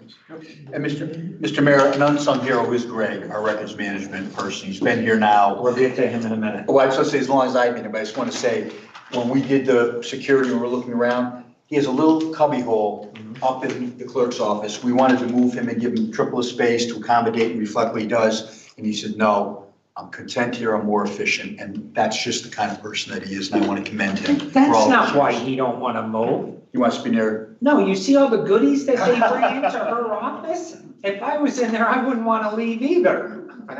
I'd like to say something about him also. The prior town I worked at, East River, we didn't have a guy like Greg. And what he helps us do is purge documents that are beyond their shelf life under the state statute. So we store a lot of stuff in the attic up here, and they can only bear so much weight. He makes sure that we purge things after 30 years and they're expired. We can shred a lot of stuff. He keeps us efficient in managing all our old paperwork, so I want to commend him for that. Okay, You should go to the attic. If you haven't been in the attic, you Yes. should go to the attic, because go I've up seen in the it. cupola. We'll take a We'll tour. give a tour. John It's would go. amazing. It's unbelievable. I want to be there with you. I'm not going in the cupola. No. So anyways, we should take, because it's space that maybe, we're talking about the annex and stuff like that. It's really space that, I know John saw the vision, I see it, Chris saw it. We really could expand up there and maybe there's park and rec. Who knows, but it's just something we should talk about. We'll do a tour before one of the meetings, and we Yeah. can show you all. All right, town clerk's budget, everybody good? Thank you, Sheila. Okay, now the records management budget. The question we had was the town clerk's budget with all those employees was only up 25,000, almost 26. And this, he does a phenomenal job, but, this is one person and it's up almost 30,000. So This is the total for town clerk plus records management. Okay. Yeah, if this was too late at night, sorry, erase that. He does a great job. It's my bad. All right, Sheila, again, great job. And Sheila, thank you. You and your staff do a tremendous job. All right, everybody's good? Okay, now we're moving on to HR. Yeah, can I highlight some of the? Absolutely not. All right, Okay, I propose a $500,000 reduction. more than I have in there. Go ahead, Steve. I just want to point out, one of the areas I increased was unemployment compensation. When I first started here in 2010, that was funded at 100,000, which I thought was too high. I then reduced it. Then COVID came and the state reimbursed us a lot for keeping people out of work. But it's been creeping up. Last year was 78,000, over my budgeted amount of 60. This year we're trending up again. So if you want to reduce 20,000 and keep it at 60, that's fine. I might have to come to you for money at some point. That works that way. I'm fine with it, but I know we hate seeing our budgets lower than what we're coming in to fill. So it's a stress thing, but it ebbs and flows. I don't know who's going to be failing their probationary period. I don't know who we're terminating. If we're terminating for willful misconduct, they're not eligible for unemployment. And I've been very successful in pursuing that, but it ebbs and flows based on. Absolutely. It's like the snowball. Yeah. What do you guys want to do? We could reduce 20 and then have them come back. I'd rather have it come back so we know what's going on. Okay. All right, consensus? All right, a few other highlights, other professional services. That's just the drug testing we have for ECDC, dial-a-ride, randoms, that went up. EAP, that went up. When I first started here, EAP, which is Employee Assistance Program, that's something we offer all our employees, and it's based on a formula of how many employees we have. But it's very critical for our employees to have. We have employees that have to see some god-awful scenes, like we had mutual aid for summers when there was a fire and 4 kids died. They used, there's many examples where our first responders need that. So they never raised their rate in 15 years. It was always a 5,000. Well, they came to me and said, hey, you know what? We're way below market. We got to reduce it. And she was trying to raise it to 13,000. I said, you know what? If you go that high, I'm gonna have to go out to bid, and then I don't know if you're gonna get the job. So she said, how about 10,000? Because I thought that was free after 15 years, and she agreed. So that's why that went up for, and I got a bargain, I think, because I know it's worth more than that for the amount of employees we have. Background searches, I reduced some online testing. Advertising for police app. When we get we don't do the written tests anymore. We go to an agency that does a written test, and it meets the standards of all the police chiefs of Connecticut. It saves us money in having it administer a written test, but I have to pay for that because Facebook is charging them for advertising, so it's $1,500. Last year, they sprung it upon us. I didn't have the money. The chief used asset forfeiture money, thanks to him, and paid for it. But this year, it's duly, should come out of my budget. And then the last other big increase is the DOT Clearinghouse Program for Federal Motor Carrier Act. Anybody with a CDL, I have to pay into the federal system to determine if they have not only an infraction in Connecticut, but federal, nationwide in any other state. It's a good service to have, but it's pay to play. It cost me $3,500 to pay to get into that system. But that way I know when I hire someone, they have a CDL, they don't have an infraction, not only in Connecticut, where I can find out, but in Ohio and Idaho, anywhere else. So that's a kind of a mandate that I have to pay to keep our CDL drivers true and straight. All set?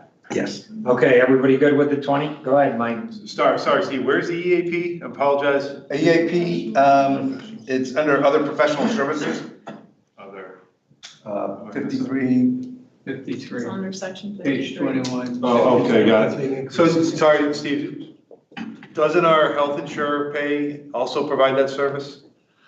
I know most health insurers have an EAP program. I'm not sure, but not all of our employees take our health insurance too, so, I don't know if other people who are on their spouses and we're gonna impose on them.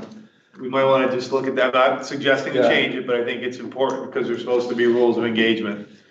True, but, and then the EAP provider we have are also geared for like first responders that are, I don't know if our well, we're self-insured, so, when you say health I'm just saying, insurance. there may be coverage, I'm not suggesting, but I'm just saying, there may be ways you can coordinate the coverage to provide employees even more services, because I'm fairly certain our health insurer covers EAP. Our health insurer is the town of Enfield. But meaning, it's provided in a package, the services we purchase. I Okay, think we should look into that. I could definitely do that. That's all I'm suggesting, Okay. yeah. Thank you.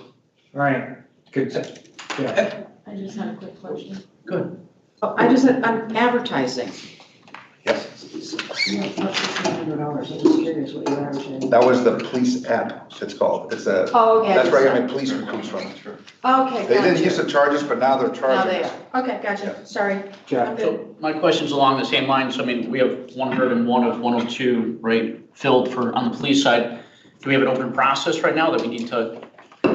I think we have one opening, for a police officer. Okay. And yeah, my HR calls all the time and we're interviewing all the time and they get washed out, but we're always, it's an open enrollment until we're fully staffed and we're not. So it's not something we can kind of pull out of for 6 months and go back in and out, kind of like based on our staffing if we Yeah, need? it's hard to measure when someone resigns, retires, quits, or whatever, and we've had that. We've had cops that just want to go back to banking It again. seems like all the agencies pretty much use a police app nowadays. I know it started out small, you know, pretty much everyone. You might, you guys use it too. Yeah, we use it as well.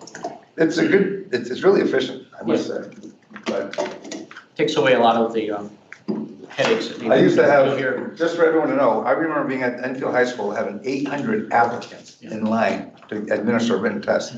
Now we're begging people to be police officers. You seen the world we live in? Yeah, people don't want to be cops right now. All set, Jeff? Yes. Bob? Just a quick question, Steve, on the CDL program that we're paying $3,500, are there smaller towns around us that would want to contribute in on that and use that program? I mean, just, I think it gives us a license for the town of Enfield to buy into it. I don't know if I can subrogate that to another town to piggyback off of, because I don't want to breach the license. no, I just can't imagine smaller towns hitting it. I mean, we're easier to absorb the $3,500 on them. Well, I think it's based on the amount of employees we have. Yeah, And it's, the number of employees you got registered. Yeah, so smaller towns, $3,500 because of all the employees. Correct. it's commensurate to the staff. All set? Everybody good with HR, the 20,000 reduction? Thank you for that offer, Steve. Okay. Next, we're gonna move on to finance. Finance is negative $15,912. The only question I would have there is, how did you reduce your purchase professional and technical, John? I just want to make sure you're not selling yourself short. 53, page 23. Oh, no, 25 in there. No, page 23, Oh, 23. 53. I'm sorry. So, well, I mean, overall, for all of my divisions, the overall increase was about $85,000. All of that, That's health for your insurance, whole for department. the whole department, Yes. that includes, Yes. tax, that includes, Yeah. Yeah. purchasing, that includes, treasury, which is payroll, accounting payable. And the overwhelming majority of that, 72, almost 73,000, were benefit elections for health insurance.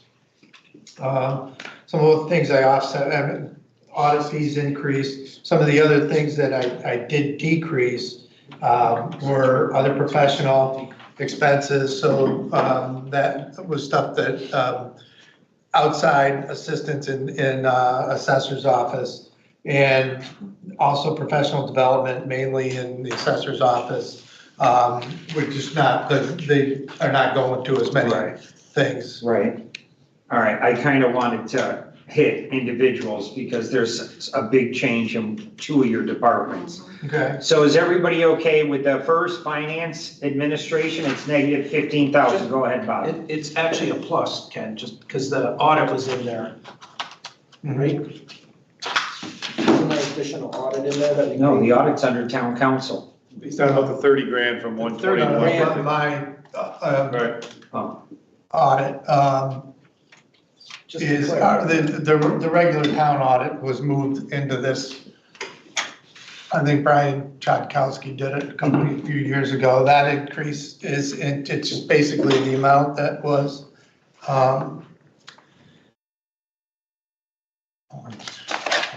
I think you mentioned that here. Yeah, you did. That's on the finance administration page? yes. Yes, yep. Yeah, that went Yeah, up if you look under $5,000. the audit line, it's a $25,000 drop, but it's Right, really that's, a plus. Oh, the from the financial original audit, budget last year, it was a $5,000 increase, and that's based on the RFP that we issued for the audit services. Yeah, so it went down, but it was 150 last year. So the increases in administration were 3,408 for salary increases. That's mainly the increase that I got last fall. We had $5,000, $5,545 in health insurance and $5,000 in audit fees. That's what makes up the increases for administration. Right. You see it But- there? Yeah, I see it, but in the bottom of the budget book, this year, you're at 386,621. Last year, you were at 402. That was the revised budget, Yeah? but the original budget that was adopted was 372,408. Oh, all right, wow, right, I'm going off of that. Okay, everybody's good with that? All right, the next one, finance and treasury, is up 36,892. That's Marie? Under purchase, professional and technical, the professional development jumped really high. You're usually around 200, once in it's up to 75. That was, I mentioned in the departmental meetings, an increase for my deputy finance director, to help her get additional training for her, yeah. And I had encouraged him to put that in because she's doing a tremendous job, and at some point John will leave, and we need to plan for succession and transition. She does an incredible job, so that is an investment that will do well for us moving forward. I guess my question would be, so will other departments ask for that type of, I guess that's just Steve being human resources, so if there's somebody in another department that wants to get, I'm not against We it, do that I'm already, just we do saying. departments. Okay, all right, so it's just that it's now showing in this budget, this is the one this year. I just want to make things fair, that's all. All set? There's a precedent for that already. Okay, all All right, right. everybody good with that? Thank you. The next one is collector of revenue. Now, collector of revenue is plus 422,534. And that is because of the split in the position. Now, if you flip the page to the assessor is negative 402,597. Now, obviously, that's not all one person's employee. It separates both departments completely. So between both departments, it was $20,000 increase to split the departments and straighten out the entire department over there. And we do have, I believe, The breakdown of what caused the combined increase was the non-union salary increases of 8,501, health insurance of 38,000. That was the main change, obviously. And that was offset somewhat by professional development decreases of almost $5,000 and other professional services of $25,000. Right, and I heard a rumor that Della has taken the full position, not just the temporary It's not a rumor position. anymore, it is official. She has signed the offer letter and she will be starting full-time again for the town of Enfield on June 30th. Permanent. Permanent. And she's not taking health insurance. All right, welcome back, She Della. retired. She thought she did too. Some people have retired and they realize it's not all that it's cracked up to be. Cindy, they just love working for us. And someone else coming back is Sue Wilson. You have an incredible boss. Oh, really? So it's coming back? From Vermont, yep. You must be talking about So, us. She's coming back. yep. All right, is everybody okay with finance? Just can I ask a question? Sure, Mike. Steve, why are we paying the collector of revenue more than we are the assessor? That's an old number. Wait, where are you? So we basically took, right, if I remember, we split the job description, right? Correct. And now we're paying, it seems a little bit, The collector of revenue is, that's at 105, correct? I have 131, No, that's old news. Oh, okay. So that's The less. collector revenue, which will start on June 30th, is gonna be paid 105. Yeah, that's the resolution we just did. We just voted on it. Right, so this will be a Because reduction. that's what Todd Right, no, I know. was So at. Dual the certified. budget would come down 20 grand, so, right or no, right? Because we have 131 here. Right. Yeah. That's what I'm So we asking. have to change that in the budget. So I mean, we should have a reduction. I don't know if did it reflect that or not, the change. It wasn't done by the time we proposed Oh, by the time the budget was done, inputted, and Simon left it, Yeah, because that was It on lapsed. the last meeting. so that would reflect that it. That was change. done after we proposed the budget, so. Right, so if we could make that change, that'd be great. So it's this 20,000 savings, correct, or am I, yeah? All right, so if that's the case, then it's neutral for what they did Correct. to do this. That's fair, I'm just saying, but the Okay. budget reflects 131, Right. that's what I'm just saying. Okay, so we have to do a reduction of 20,000. Right. Is somebody keeping track of these reductions? I think he's doing the board, I'm hoping. but it's on his I would- computer. You are, John? Mhm. It's not the big board, it's the small board, I he know. puts it up. One last, before we got finance, I know we're leaving I finance. was at 147, and what's this one gonna be a No, it's reduction? 131,7. It's gonna go to 108. 104, 105, whatever that is, 22,000 or whatever, 100 whatever. from Paul, 17 from Tom, 10,000. Oh, No, she's talking No, no, about we're adjusting not his just salary. this one. I'm talking about this. Oh, no, I He's thought you I meant think the He's total. John might saying a have missed flat it too with 20. that. He's saying a flat 20, but it's not, it's a little. Whatever, I'm just using a round number, whatever No, the no, I number. know, I know. And just if we, John, at some point, just request, could we go back to going over the audit when it's complete in public? Just a request, please, I think it's Which important. audit? Town, when it's done, but I know The the town's so audit. both the board, I know we're gonna do the board, but I'm saying, Okay. we used to have, once the audit was done, we had a presentation.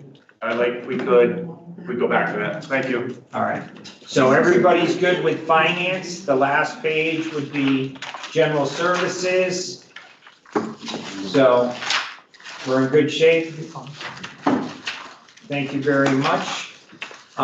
John, you guys do a great job, everybody, so we have one more department and then we'll hit the police department, and that's the building inspection. His wish list was to add another employee, but it is not in the budget. It is just a wish list. When we start getting some of these big permits, walking through the door and actually writing a check, I think at that point we should address it, but last year we called it right. And I think we should do the same thing this year. So their department is just an increase of 26,567.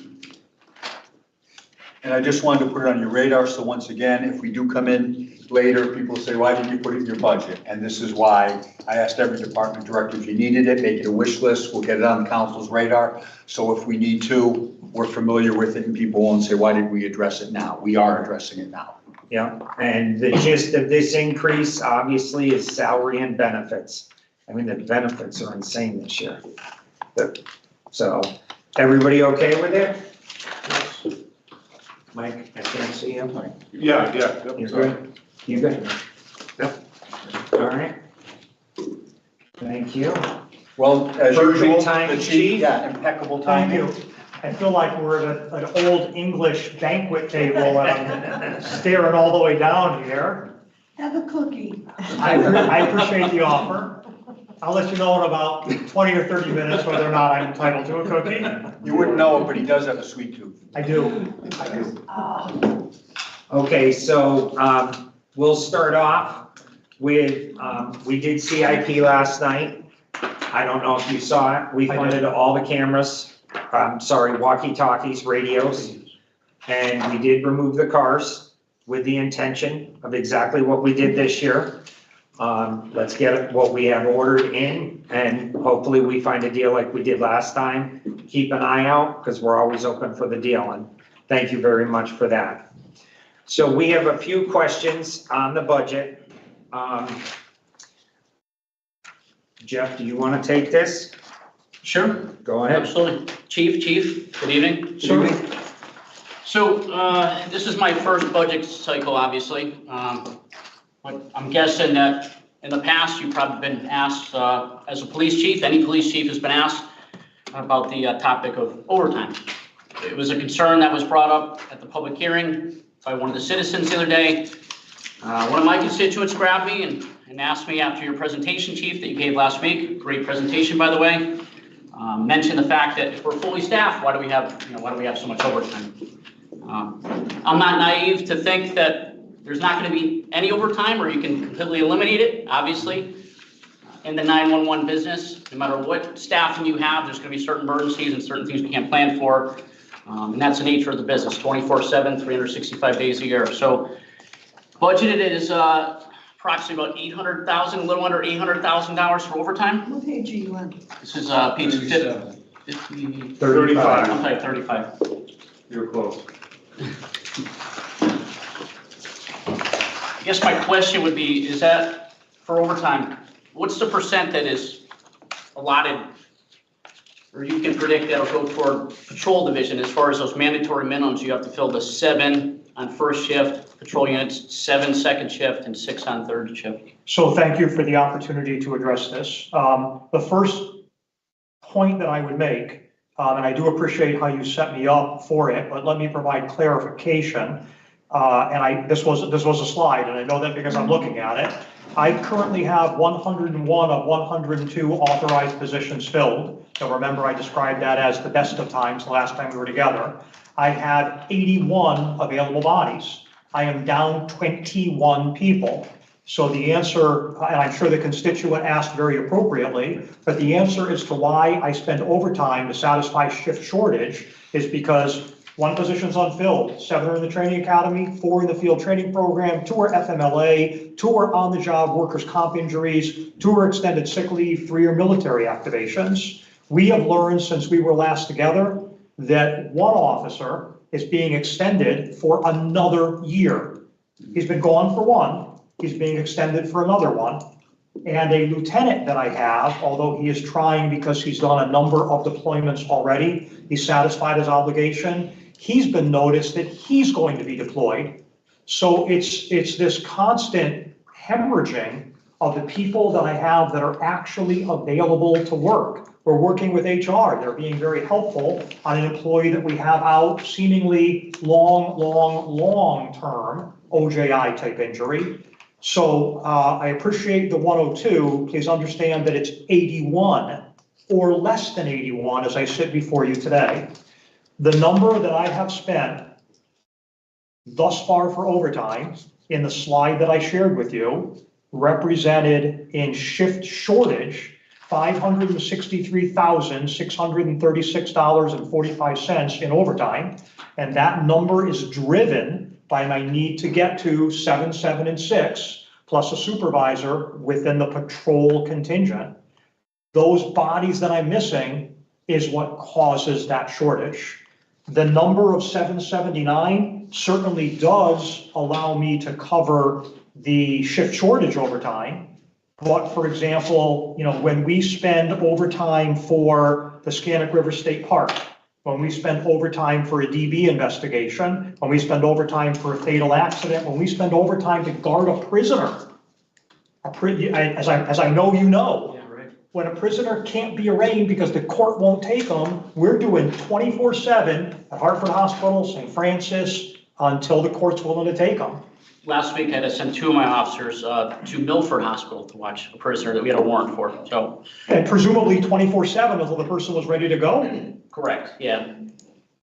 So I completely understand that. The Scannick River, what's the deal with that? I mean, is that an absolutely needed overtime? Ask him again when the hot weather hits. The Scannick River State Park is a state facility with DEP providing a nominal, and that might be, as soon as I use the word, I see a couple of heads nodding that they don't agree with nominal. I like our brothers and sisters from DEP. They are not in a position to provide very good, very robust coverage.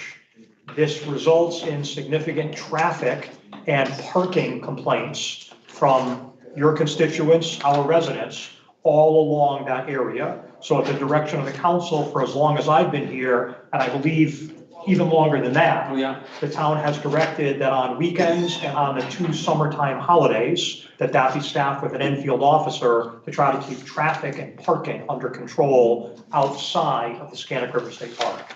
We've met with the DEP colonel, we've met with regional directors, we've pled our case, we've enlisted aid from the state reps. Many people in this group have been out there for these meetings.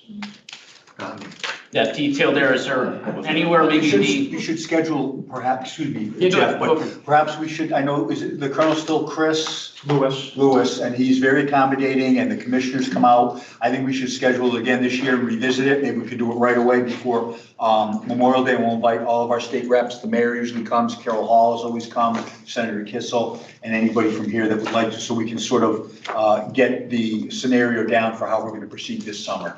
In my last life, and forgive me for continuing the answer, in my last life, it was Squance Pond in New Milford, Connecticut, a very small town, a very small facility, inundated with residents largely from New York State.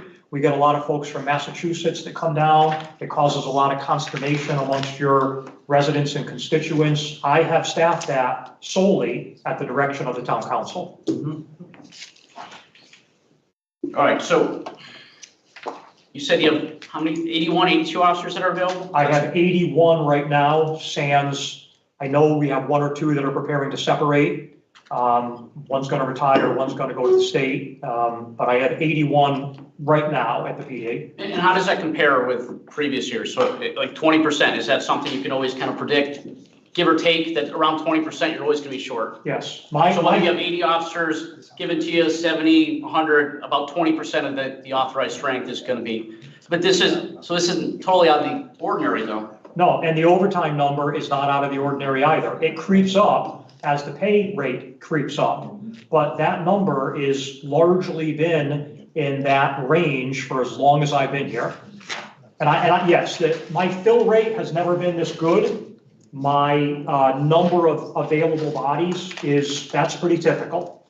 Mid-80s, low 80s. I mean, listen, from where I sit, and the departments I rub elbows with, I mean, we're doing great. I mean, having pretty much our department fully authorized strength, I mean, kudos to you guys, that's awesome. So you're obviously doing really good with retention and attracting new recruits, people who want to be police officers in Enfield. So that says a lot about you guys, says a lot about the town, the force being CLIA accredited. I would think that would help out with attracting new candidates, maybe some transfers as well. I mean, I'm sure you meet with the police chiefs and around the state, I mean, we're like one of the exceptions right now because everyone is short-handed. The cities, the urban environments are all very short-handed. And obviously, most of the departments they have to fill with overtime, and officers are being overused, being forced in, ordered in on days off, held over, double shifts. I mean, bumped. So, the quality of life for police officers in many departments right now is not great.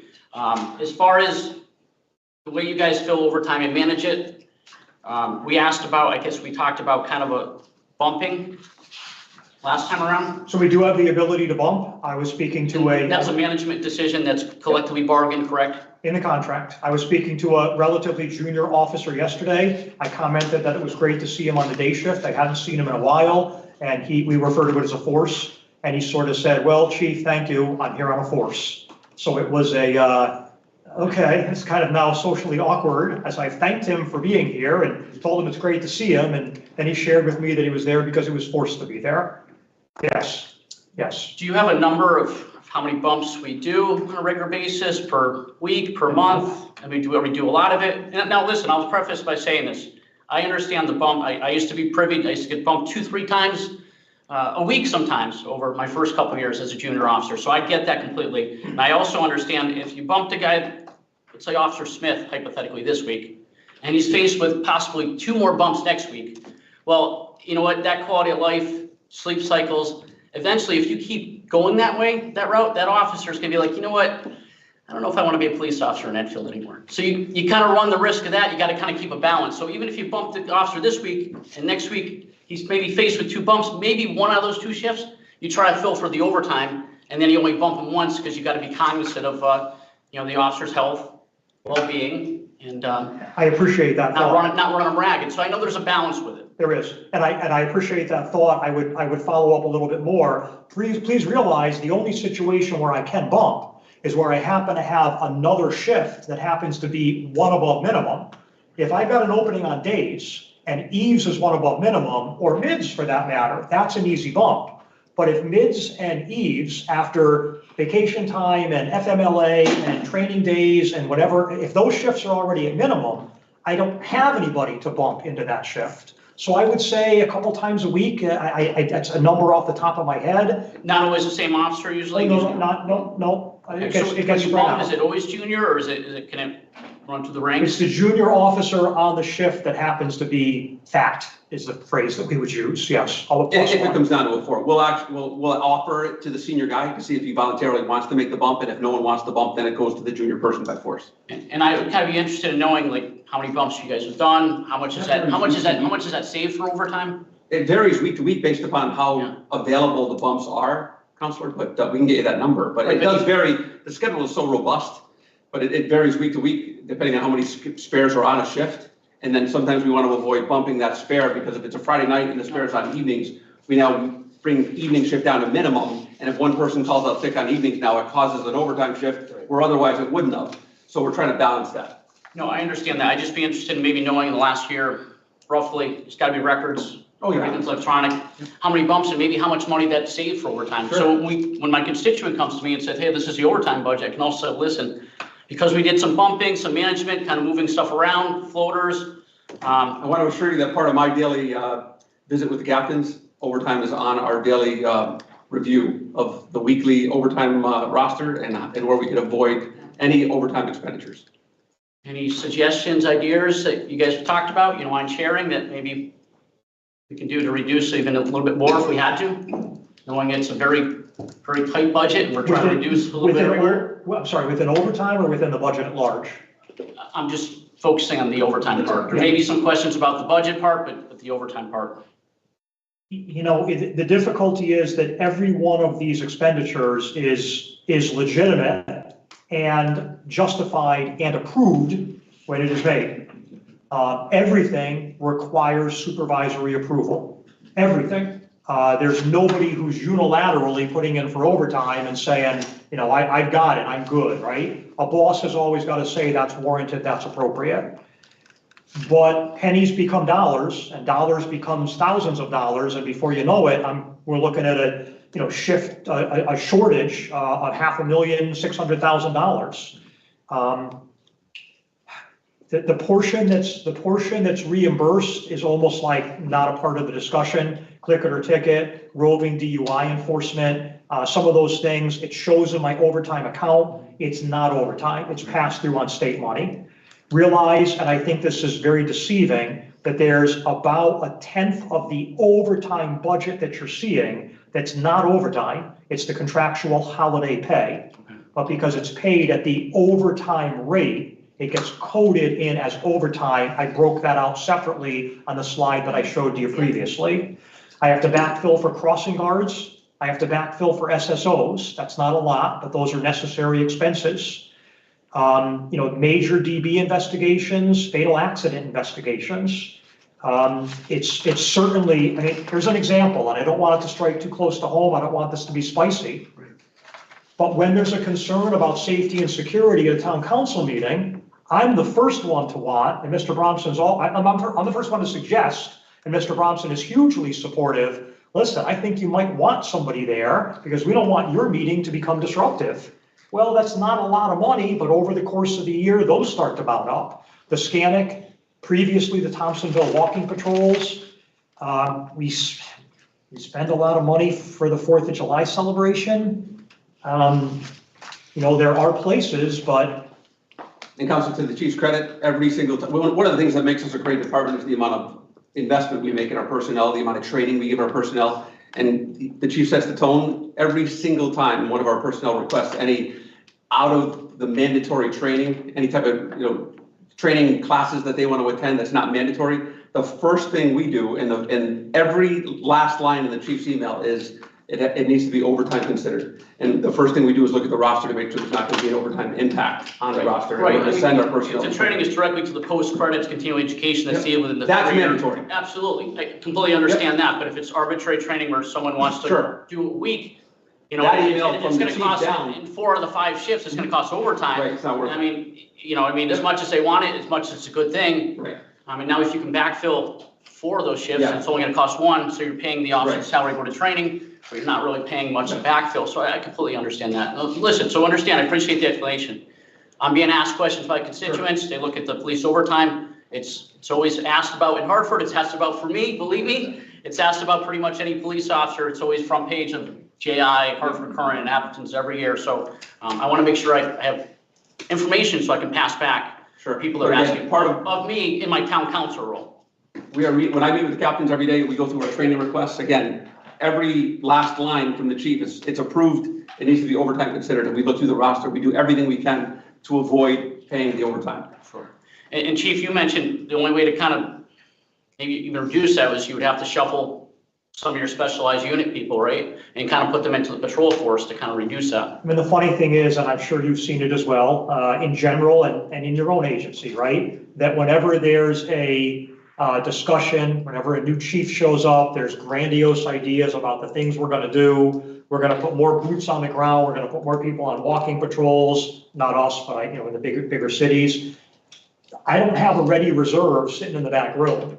So if we can always strip specialized units, and I know the state police did it, right? Every couple of years when the overtime budget would get tight, it would be they'd walk through headquarters and they'd start randomly grabbing people, people that were in essential jobs. And they would say, you're back out, you're back out, you're back out, and then work wouldn't get done at headquarters. So then eventually those people came back again. I can put more bodies on patrol, but they would come from the CPOs, the SROs, the traffic division, the detective division, and they are, I'm not going to say they're sacrosanct. I take my guidance from him. He takes his guidance from you. Those are tough divisions to cut from. So your school resource officers, when school's out in the summer though, that helps backfill a lot, right? It So does. that's peak vacation season, so that does help a bit. Yes, sir. Speaking of vacation time, we start putting out memos in January to the patrol division saying, guys, listen, we're not giving everybody time off in May and June at the end of the fiscal year when your time off is needed to be, expended. So we tell them, you're going to have to start burning some days when it's a little cold out because we are going to be denying you time off. And, come May and June, we start to see the frowns in some people's faces because they were denied time off. We're not giving multiple days off that are going to cause a lot of overtime. So we make people spend off their vacation time in times that they might not need to use it in order to not create overtime on the rosters. Is it a use it or lose it? It is. Yeah, it is. Is it all time across the board, like comp time or leave or vacation or All sick? of They don't carry any None of sick it. time over? Sick time carries over. Sick time. Well, yeah, I'm sorry, sick time does carry over, but all of their PTO is not carried. So do they have to reduce the vacation time to a certain number of days? They can carry from 1 year into the next 40 hours. That's the maximum that they could carry over. That requires approval from me. Gotcha. Okay. And usually they're coming in with compelling cases. They haven't used all their time. And for up to 40, I approve it. That's in the personnel rules as well. I would just reiterate, I said it last evening, but I think it's important for those folks tuning in on this overtime issue again, to stress that in Enfield, our police officers do not have overtime included in the computation of their pension. It is based simply on their base salary. Most other towns for periods of time have offered that. We do not. All set, Jeff? I don't have any more questions on the overtime. I don't know if you want to get into the private duty discussion or you want to let someone else ask about overtime. No, you can, I was gonna do private duty, but go ahead. I mean, Right. Appreciate the explanations on the overtime. Very good. I think it was good for everyone to kind of hear and see that. They see the number, they see it pop out, and it kind of scares them. So especially in a tight budget, I think it's important that we get an explanation, and I think you guys did a good job explaining it. To the extent it's helpful, I would also draw everyone's attention to this slide, if you remember this one. These are the individual categories the overtime gets broken down in. So I don't want I think this adds to the realization that it's not willy-nilly, I just put in for overtime. Everything's got to get coded into a category. It's got to fit somewhere. So I know where it's being spent. We're tracking the categories from the FTO program to the 4th of July to the crossing guards, to court, click it or ticket. It's all categorized as well. Right, so moving on to the private duty. So last time you were here, kind of talked about the private duty assignments. The vendor pays a fee, and obviously out of that vendor fee, we then pay the officer. Top pay sergeant rate at time and a half, correct? And then out of that, after what's left over, I think it was about $1.50 administrative fee, which, as we've kind of found out, you've done some research, much lower than what the other towns are charging. Obviously, the towns charge an additional administrative fee because of, for a number of reasons. Someone's got to hire that officer. You got to go through lists. You got to check permits. You got to check and see if there's other construction there. Somebody's got to enter it into fiscal. There's payment. There's tracking down the vendors for payment. There's a whole lot of that goes on. Additionally, there's officers, and fortunately it doesn't happen often, but there's officers that get injured on construction jobs. I've known a few officers that got hit by cars or were out for a couple of years. There's workers' comp, there's insurance, there's benefits. Occasionally, doesn't happen often, but a cruiser gets damaged or nicked either by construction equipment, flying rocks, windshields break. There's a lot of different aspects that $1.50 doesn't really cover those, that the town is sort of born on that. So there's also shared liability. Once in a while, these construction jobs, a mistake is made in the road construction plan, or the officer makes a mistake directing traffic, an accident occurs, whatever may occur. And there's also shared liability from the vendor and the police department as well. So there's a lot of additional costs, and I think you did some research on it. I think some departments are an extra $20, $30, $40 like an hour for administrative fee. There's also cruiser fees as well. So if you don't mind sharing some of the research that you guys did, and I know you kind of sent an email and I kind of took a look at it, and I thought it was great, very detailed, very thorough, but if you don't mind, just kind of let us know where we're at, because I know it doesn't appear there was any increase on at least the administrative fee side since like the 1980, right?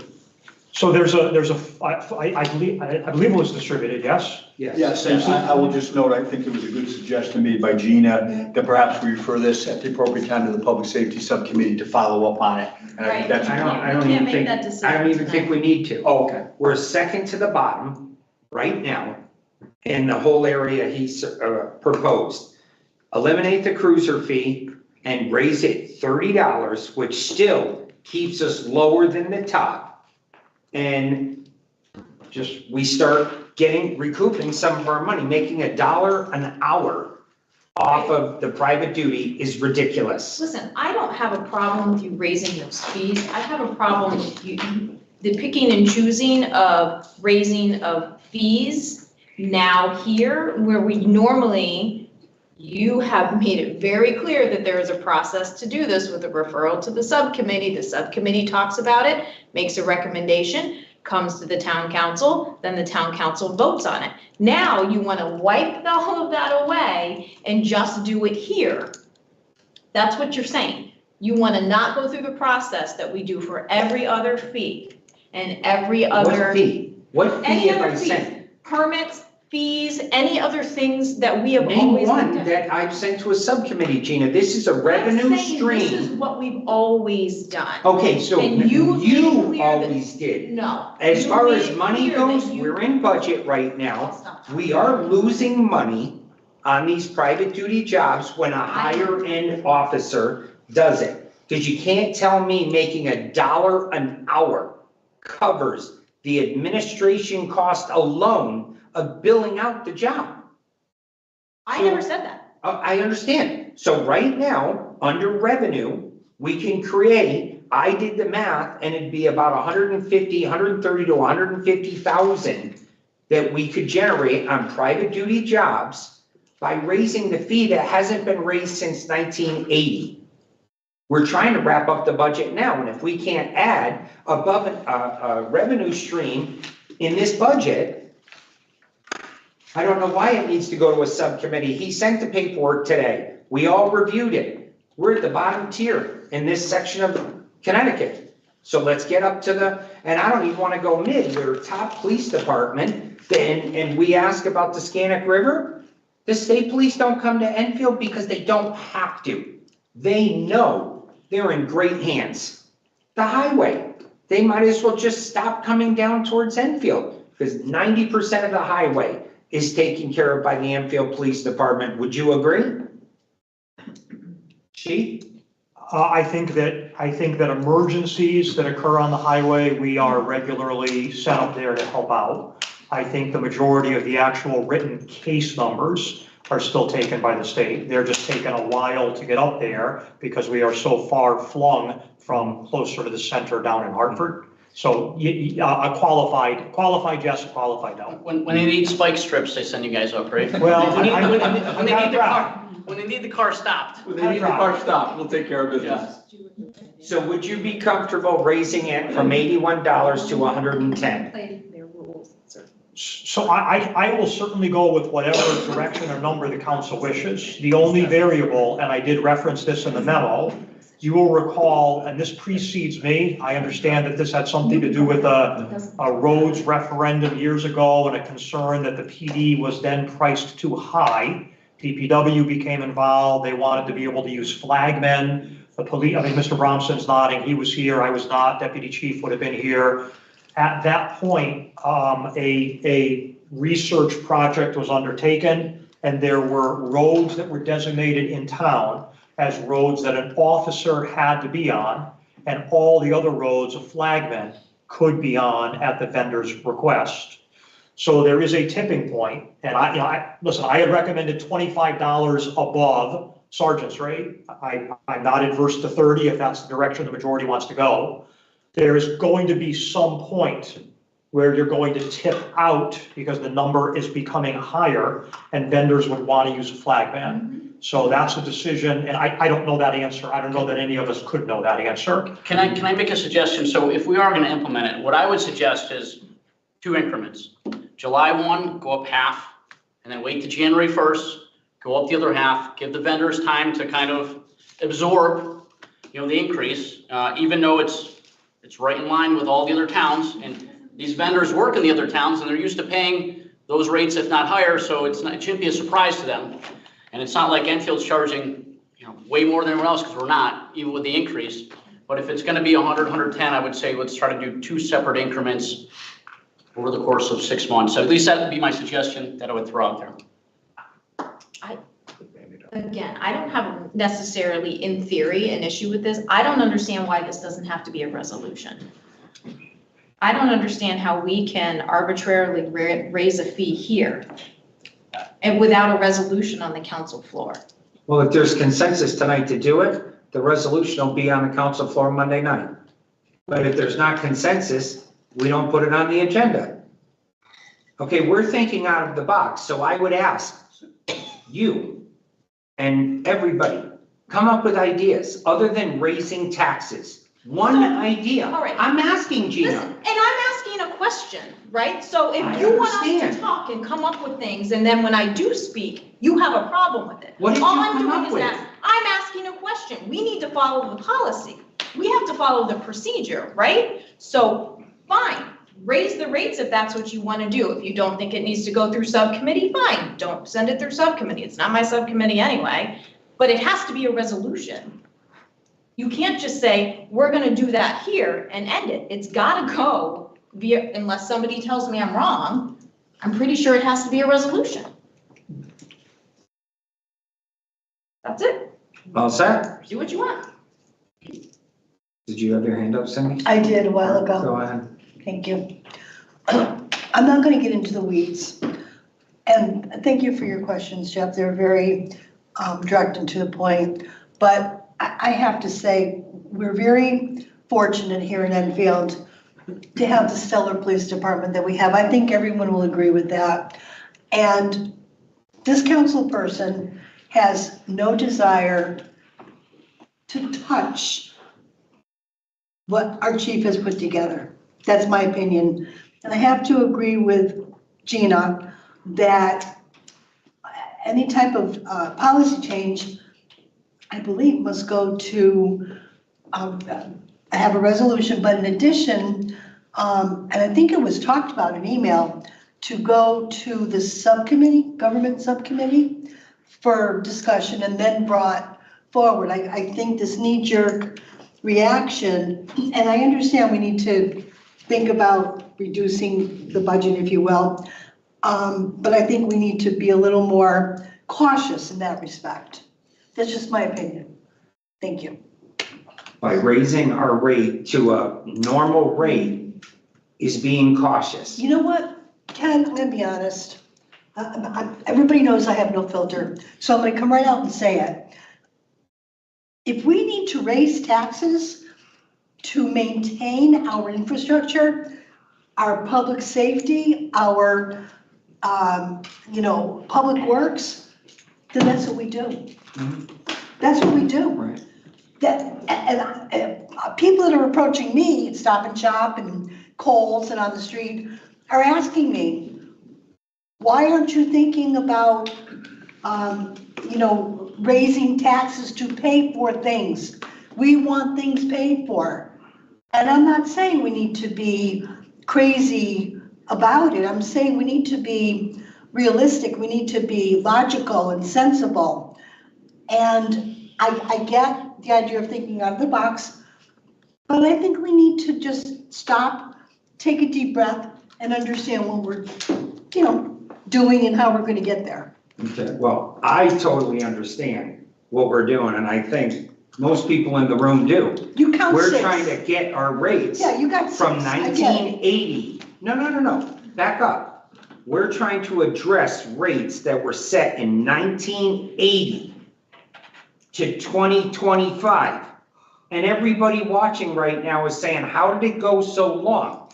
And if we can drop the tax increase by $50 per household by doing this, God damn it, I'll spend 3 hours on this tonight and we'll have a resolution for Monday if the council agrees. If they don't, we move on, but I'm willing to take the time. And I appreciate the chief taking the time today to get us that valuable information. That's why we're having this discussion, because he provided us with proof. We are way undercharging. We aren't trying to gap anybody, but we're trying to get, if we're making $1, it's ridiculous. Mr. Mayor, what I would like to say is this. I think for purposes of the budget, I don't think we can make a motion to add or subtract, because we don't know from what the chief said, what this effect is going to have on the revenues.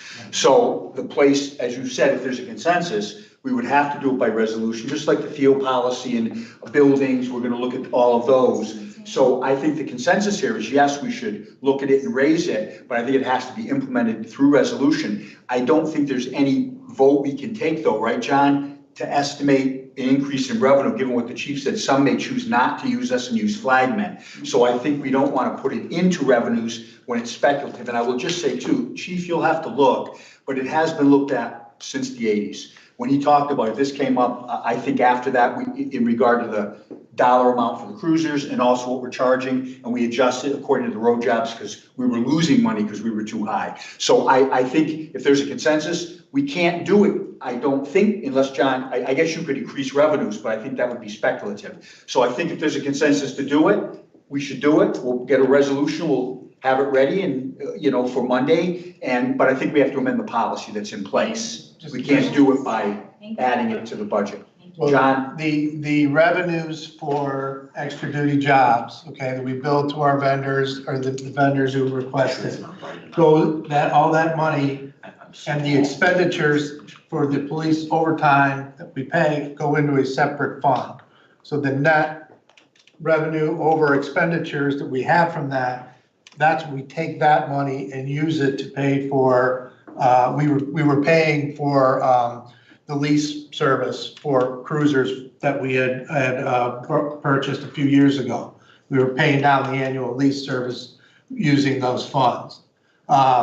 So that's where that money accumulates, and it would be, if we increased the expense, however much it went up, that fund balance would then be available to offset the cost of new cruisers in the, Right, so what year was that? That's how we- That was not in the 80s. no. I wasn't here in the 80s. That was done in the late 90s or. Well, we haven't leased cars in years. No, I'm talking about, we wanted to It separate. hasn't been, well, I mean, it was, we leased them, probably in 18, 19, maybe Right, even 20. And then, Did it while I was gone. Yeah. and then paid. And that's when we set up the fund because we had a situation where we couldn't we had damage. So we have looked at it. But I just don't know that John, for purposes of voting up or down, I don't think he'd be comfortable saying increase or decrease it until you can do it, but I think it's much like the sewer use fee. Then we wait a year to see, did we get a lot more? And then we could put it into next year's budget. I think it's a great idea. We need to raise revenues and think out of the box. I'm not raining on the parade, but I just don't know that you can. Well, I think that, as if we did increase them next year at this time, we would see what is the fund balance, how much would be available for applying to purchase additional cruisers. That's something that we could try. I think I agree that there should be a resolution, obviously, to change the fee structure for it. I think everybody agrees on the concept, it's just the process, that's all. Right. And sometimes we have to do it quickly because it just came up today, so we're discussing it. John? Yeah, look, so just on this, I agree, but we just talked about another subject where we were talking about raising the revenue number and we didn't do it because we were speculating. So, I mean, we can't do it here either. I'm not in disagreement at all, so I'll just say that. And if our fees are off, we should get what is fair. There's no disagreement here. Yeah. So, but I just want to go back to overtime, right? So how do you solve the overtime issue? Is there a point where we need more people? And are we confident if it's more people that we will eliminate overtime? Or are we going to see the same overtime with more people? Because if that's the issue, I'm still not clear on the solution is not one more officer. You said that last time. The solution is a number of officers that choose pretty far into $1 million. And at that point, is there confidence that the overtime is gonna go away? Are you just increasing headcount and still have the same problem? Like, that's what I'm trying to get my head around. Is it a solvable problem? Or is it, and I'm honest to God asking, like, is it a solvable problem? Or by adding more people, do we exacerbate the problem even further? So if you can, any of you would explain. It is a solvable problem, but I think the number of people that we would need in order to backfill for the number of open spots would be tremendous. It's funny because shortly after we were together for my presentation, we were talking in the agency about the 1 or 2 or 3 people that we would hire if the council wanted to go in that direction. And it would be great if those people that came in didn't get hurt, didn't get deployed, didn't go out on maternity or paternity leave, didn't suffer, right? You could give me 3 people, and through happenstance, all 3 of them could be worker bees at 40 hours a week who don't take vacation time, Or you could give me 3 people, and to be candid with you, the college crowd and the military crowd are 2 big hiring pools. When I hire folks out of the military pool, they're the ones that get deployed. So yes, if I overstaffed my shifts with many more biddable positions than what I currently have, then I could afford to lose the onesies and the twosies to sick time and vacation time and training days without dropping below that minimum staffing number on each shift. But the amount of cushion that I would need, it wouldn't be satisfied with a 1 or a 2. Gotcha. It would be a considerable number. So can I just ask you, like, what is your, do you agree with that? Yeah, I agree with that. Because that I mean, makes total sense to me. we talked about like doing 2 floaters, and I'm like, 2 floaters, Yeah. you could still have 2 additional people on leave, and you might have the same number of 81, 82, and we're back at the same. Right, so if you're. And we save no money, we actually save, Right. actually, it costs us $200,000 to hire those 2 officers. So if your floater gets hurt Yeah. or gets deployed, Right. then now you don't have a floater. Right. And now you're right back to where you And started. there's gonna be times where maybe his number's 85 that he has available, and other times it's 79, it's gonna fluctuate constantly, and like, you know, being an accredited agency too, training is big, you gotta make sure you're training policy, this and that, so, you know, we may, I don't know, do we maybe do a little additional training in more departments? Maybe we do, but you know, I think it's all worth it in the end though. Yeah. It's all worth it. So we may just have the face the hard reality that just the nature of this is a cost of business in a sense. And I will just say for the record, I've never heard anybody complain to me about the police budget overtime. I've never heard that. All I can tell you is people want to know when they dial 911, you're showing up. That's it. That's what I hear. I'm not refuting anything anybody else has said. That's not a shot at anybody. I'm just being honest. So, and that's where I come from. It's people want to know that they're safe and that when they pick up the phone, that there's going to be somebody and they're not going to care whether they're on overtime or not. That's my 2 cents. So, thank you. And even, Chief, I just want to make a point. For those officers that are on military deployment for 5 months, a year, whatever, we are not paying them when they're out on deployment. So that is a savings to the town that will offset the overtime. Is that correct? they're entitled to use accumulated leave time. And then don't we offset the difference between their military, this is more an HR question? For 30 days, we will pay the difference what they get on military leave for only 30 days. But then after that, if someone's deployed, like you said, a year, and they exhaust all their accrued paid leave, they're off the books as far as my understanding is correct. If that's the HR position, Well, because there's nothing else, I mean, they're not working for us at that point. The difficulty that creates, however, is that I wind up backfilling for that person at time and a half. And do we still cover their health care? Some, yeah, they are. So the employee isn't drawing a salary, but I'm backfilling any time their absence is causing a shift to drop below 776 at 150% of the backfill employee's rate, and we're still on the hook for their medical. Yeah, I'm just wondering if there's any savings from someone who's deployed so long that we're not paying their base salary for that. Yeah, I mean, I think that's a fair offset, but it's still, let me be clear, I joked with you last time, and I'm solely joking when I say this. It's much easier for me to be a patriot on Memorial Day than it is when I'm running the department, right? It's much easier for me to be proud of someone starting a family than it is when I'm running the department. These are all real world issues with real world people, as exists in all your other departments as well, and it drops staffing below that ideal level.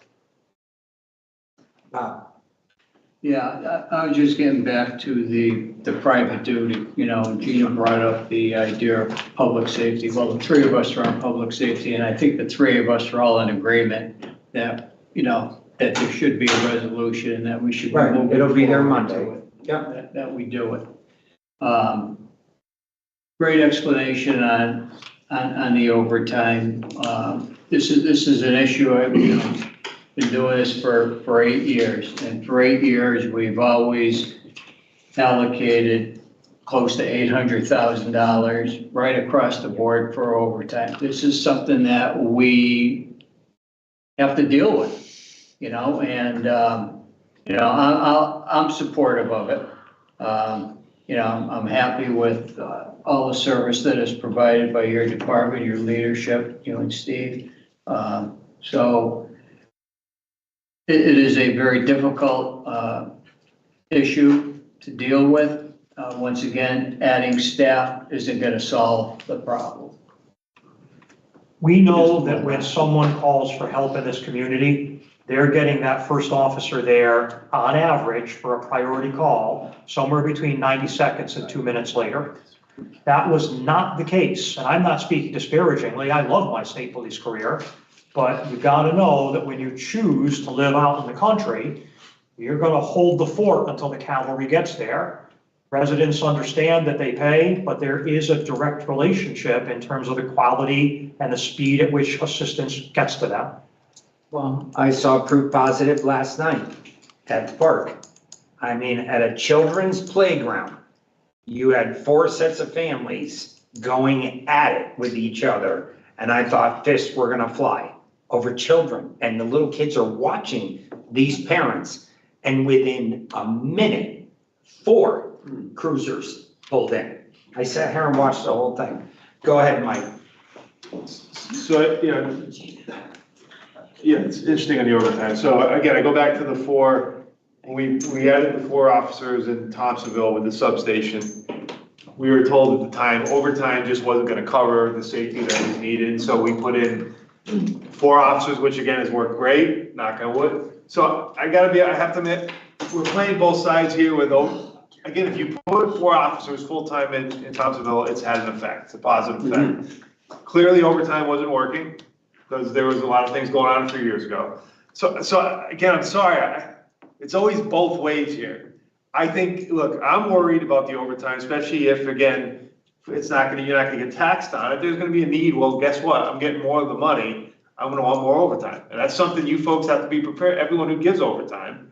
And I'm not saying it's gonna be abused, but it's gonna be reality, instead of getting, 40% or whatever it is, whatever the tax on overtime now is, which is roughly 30-40%, you're gonna get 100%, why wouldn't you wanna work overtime?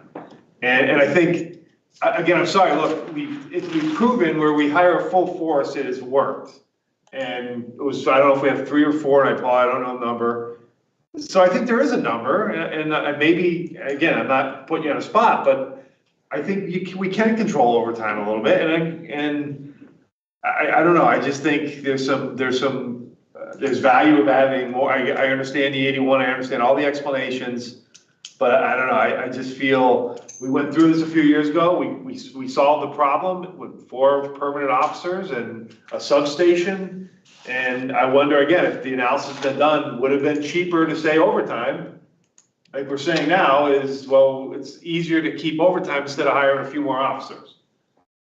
I'm a little bit confused on it, because the explanation seems to fit depending on what we're looking for. That's all I'm saying, I'm not trying to be, but we just went through this. And clearly having 4 full-time officers in Thompsonville has been a great impact. So I think there is a number, and it may not be 10.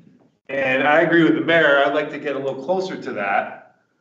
Again, I'm sorry, I get the nature of the business, but I just think we paid out way too much in overtime. And I'm not arguing about the SCANIC, I'm sorry, it's an absolute joke. The fact that, again, they spend their entire time on the shore, and we have to deal with, you folks have to deal with everything, and we can go through that. But you were being kind, I'm sorry, they should have the resources. If they're demanding it, they should be providing the resources. I mean, we keep going back and forth on all this stuff, but if the state says you gotta do something, the state should be providing the resources. If they're not, then you know what? Let's find another solution that's coming out of our budget. And you folks are the ones that have to go to. I know I'm saying a lot, I'll let you if you wanna respond. Well, for the Scantic, we're taking care of, other than an emergency, everything from the road out. Right. Everything from the road in belongs to DEEP. Without exaggeration, there are instances where the assigned DEP officer, the assigned NCON officer, could be at Bigelow Hollow and Union. If that was Rocky Neck too, They could be at right? Rocky Neck. They could yeah. be at Mansfield Hollow State Park. That's the person that's coming. I go, no, I'm not, So that's why we have to do over, I'm agreeing with it, I'm sorry, you were being kind, it's a joke. So on the Scantic side, that's why the town has chosen to address constituent concerns, to put officers out on the street to deal largely with that parking issue. Yep.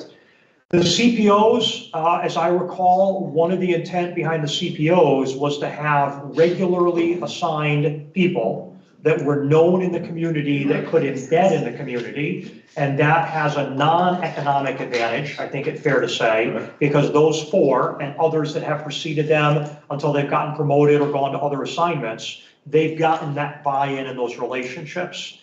Some of the things they've accomplished, I frankly prefer to talk about in an executive session. Great. Because of, Then it's a good, my opinion, because of it's the success. positive Right. reports that they've created. Because before then, we were covering it with overtime. Yes, exactly. It wasn't successful. It wasn't successful. It was a different body all the time, on a bicycle, on foot. And then we were What having time some- am I done? Right. Right?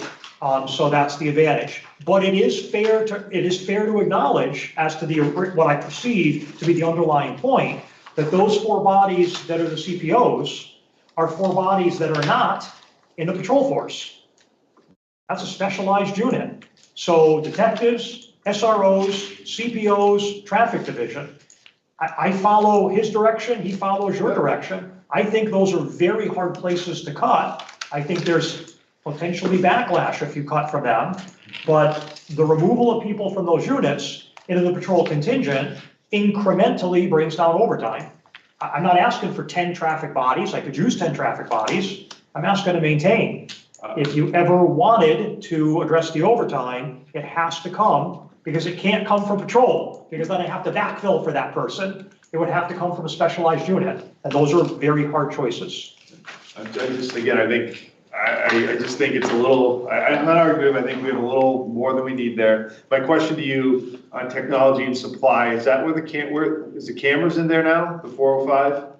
Yes, that is solely the increase, and that's the number as well, that's tied to the Axon budget increase. So again, we need to relook at this policy, I'm not. No, Mike, this is the state mandated body cams. Oh, okay, all right. He's asking about the street cameras, where are they? That has not been presented to you, that was not funded, that was a CIPS. Where's body cams? Body cams, in-car cameras, tasers, out of the Axon And package. so these are no longer, you did get some money from the state, I think, a few years ago? 30% in the first year, we're now in year 5. And then, Mike, it became an unfunded mandate. Correct. Yeah. Again, how many towns are CLIA accredited? The last I checked, it's 18, 20, 21. We have 169 towns. How many You are? have 83 or 4 municipal and tribal police How departments. many are accredited? I believe the number is somewhere around 20, 21. So again, it's the law. CALIA accredited. Yeah, I get it. It's frustrating. I'm not gonna go, no worries. It's frustrating. Thank you. Yes, sir. So I would ask that if it's possible, you send us a breakdown of all the officers. How many officers are solely for the CLIA accreditation? I can tell you now, it's 1. There's 1 accreditation manager, and that is a job and a half. It's frankly not only is it a very, Didn't it? there may have been folks that helped. There was never 2 assigned And there. not full-time. Okay. That is not only a job and a half, it's frankly a miserable job. And I'm very Understood. grateful that we have a Yeah. person who has embraced it. We're very fortunate to have her. Right, so I think if we could see a list of all the officers and what they do, how many detectives, how many patrol, how many traffic, how many CALIA, how many whatever other departments, you've got your own IT guy in the department. Not an officer. I know it's not an officer, but it's still funds we're paying for right now. We learned tonight that IT picks up all of the, whatever it is for the cameras, the software for the cameras and stuff like that, that comes out of their budget. So just, I'm more in line with Mike, but and years ago I did this, chief, and I don't know where it went or what happened. And up till recently, the Enfield Police Department's been a revolving door.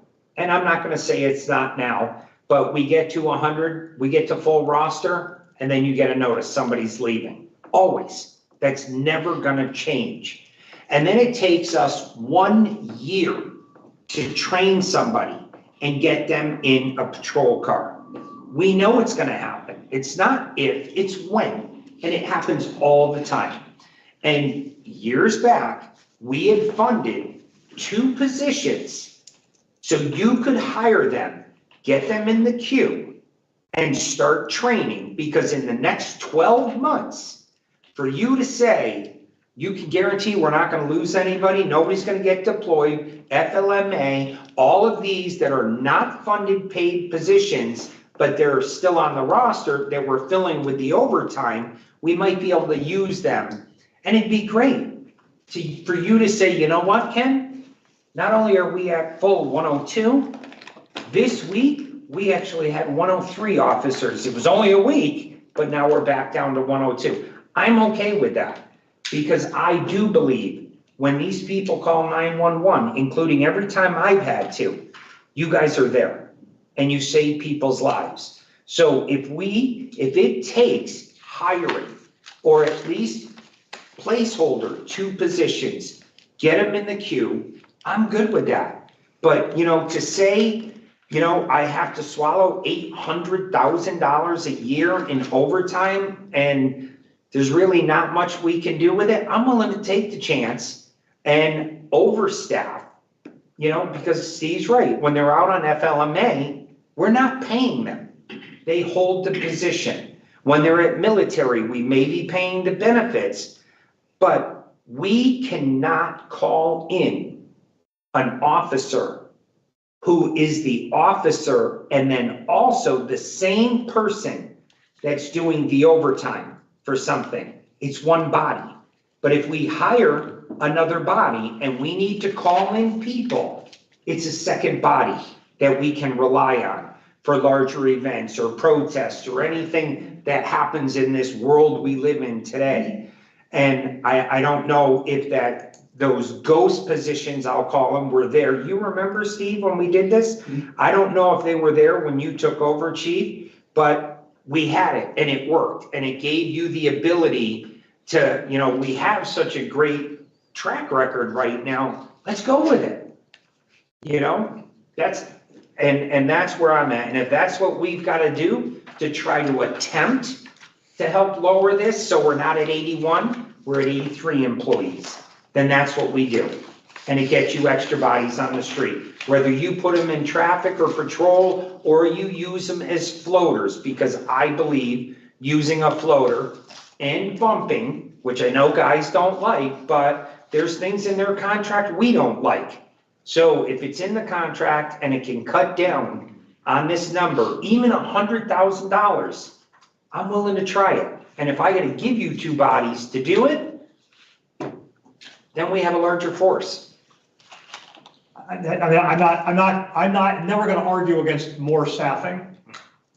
It's important, however, if I could, that the eyes are wide open. The training time, and then the equipment, and then the fringe, and then the salary, in total, after I get them out a year later, is probably not going to, in comparison to what you're paying in overtime, I don't know that you're going to get a dollar for dollar cost savings. 100%, Chief. So I just want to make sure we're comfortable. I agree 100%. What I'm saying is, we are never going to be at 100%. And this is only going to protect us for the next guy in line that decides to retire, which we all know almost the whole detective division's on their way out the door. Congratulations, they had a great career, they've earned it. I would love to work out something where we could make a deal to keep them, somehow, some way. But we've never hired these extra positions, but you were able to start the process, to get them in the queue, get them lined up for the academy, and before we know it, we needed them anyways. So if that helps and it cuts out maybe 2 months of, we lost 2 guys because they quit or they went out on overtime, it can only help. It can't hurt us. May I ask, Mr. Mayor, this is something that we would do this evening, we've done it in the past. John can tell you what the cost of going from the 102 to 104 is, and then if there's the consensus, you can put it in. We can look at the historical perspective. I think Joey Bosco was instrumental in this. He was with me on it. And Chief Sferrazza, so we can look at it. And again, it's one of those things you implement and then you look at the result. But what we have to understand, it's different what we did before. We didn't go from 102 to 104 sworn. We gave them the 2 positions so they could start. But if you're saying you want to use them as floaters and you want to have them available, you can't, we don't have officers that and then just, we'll call you if we need you. No. So if you go to 104, John can figure what that is, and then at the right time in the big board, you can decide, after the chief gives us the list of what they all do, what you would like. Well, this is something maybe we send to public safety to This needs discuss. analysis. Go ahead. So, because I remember us doing this, I don't remember, and I think it was under Carl. It was. I think, but I don't remember if we funded it or just gave permission and said, we will give you 2 more people. Once you get them hired, you come back to us and we will give you the money for it. I don't remember that we funded it in the budget. I think we just upped the number and then would fund it Correct. when they get hired. Correct. But So we I don't never, I don't know. think we ever had to fund We them. never did, Right. right, which is what I'm saying. I don't know that it would be a number that would We're have to saying go the on the same big thing. board. I'm just Right. saying it wrong, so. No, I You're just, right. It's just- No, she said it right. No, but I think this is appropriate. I think we've all agreed this should go to public safety. We'll get all the information from the past and we'll do it. And we could give it some thoughtful consideration for the future. Mhm. All right. Anything else with the PD? Consensus, what do we want to do? leave it alone. We don't have an issue with this budget, this No. department. And maybe the increase in And side fees will pay for a new officer. Exactly. That's the We thinking. just can't do it we right don't, now. we don't, Not right, tonight. we don't have a problem with that either. Right. We all agree. I did quick math off of the private duty jobs, and I came up with roughly $130,000 per year. But the one key I was missing Flagman. was flagmen. I didn't realize that they could choose. On certain. Yes, Right. I didn't know that, so that is a changing factor. But on town roads, we can, I believe we have the authorization on town roads that We have an ordinance and we can bring that. we to can the pretty public much say that, hey, no flagmen, it's only police officers, so Right. that's something that can be decided down the line. You can do the first right of refusal. You can- you Right, can first say right after of the offer refusal, to if the a police department. officer isn't available, then. Right, then you can go to flat, you can do a number of options. I feel like this was talked about in one of our subcommittees years ago. So we do have a little bit control over that a little bit, We as far did. as the number of flagmen. We have changed it. Like I say, we've made changes to it over the years. Okay. What do you got, John? Oh, you're good? Yes. All right, so do you guys want to make a decision on this tonight? Do you want to caucus on it this weekend? Because it's 9 o'clock now, and I'm saying we scheduled, the only thing I believe we have left is the Board of Education. And I would say we set up the special meeting for Tuesday night, same time, same place, and we can pick this up, or we can make a decision right now and then start the Board of Education on Tuesday night. Well, I mean, When is the Board of Ed meeting? Or- sorry, Okay. you have 4 votes here to move forward from the police, so if there's 2 on your side, we have consensus, if that's the way you want to do it. And if not, Says it is? No, you're saying the resolution for Monday and then the adding. No. No. No, What are you the talking current budget Oh. for the police Yeah, department, is there consensus to pass it as it is? There is, Yes. there is. Right, there's 4 votes on their side. So you guys don't. You guys want to discuss it at caucus? I mean, I think we should reduce overtime. All right, so we will discuss it at caucus, and then Tuesday? this coming Tuesday, I mean, if that works, 6 o'clock, if that works, Tuesday or Wednesday. I mean, it's the last department we have to discuss. Can we do- Obviously, it's the largest. Can we do Wednesday? Right. So I think we may end up having a school modernization committee meeting, the pre-ref committee meeting on Wednesday. We're doing it Tuesday then. I have to double check with Randy, but if we have any information back, he's gonna wanna have a meeting. Priority. I mean, and that's more of a priority than the budget. I'm sorry. But it just, I No, don't know thank you. for sure. I didn't don't know. for Yep, sure. go ahead, John. could I just request now a link for doing this on Tuesday? I might have to be virtual. Yes. So Monday night we have a council meeting, and we're saying Tuesday, I'm going to notice another deliberation meeting, Skiddick Room here, 6 o'clock, Yeah. until done. Go ahead, chief. If I may just offer one unsolicited observation on the overtime that hasn't come out yet. Please realize that the current 101 of 102 notwithstanding, the number is ordinarily not that high. And we have typically overspent our overtime, but underspent our salary. So there's a direct relationship between those two. I think it's worthwhile to understand that while you might be looking at an overtime number that's troubling, if I didn't spend it over here, it's because it's one hand or the other. Right, that's what I think Steve was alluding to, like when the military guy's gone for a year. We're not paying his salary, but it ends up in overtime. Understand, and it's just like the other jobs, that's why I only use 300,000 of the overtime, because you gave us a good breakdown, so. We're good with you, the police department, we'll pick it up Tuesday night, but we have a few more questions for the staff. You're done with the chief and the deputy? Yep, we are. Thank you, gentlemen. Good evening, ladies and gentlemen. You have questions tonight? Yeah, they're just quick questions. One, did we get the answers about the custodians? And, yeah, go ahead.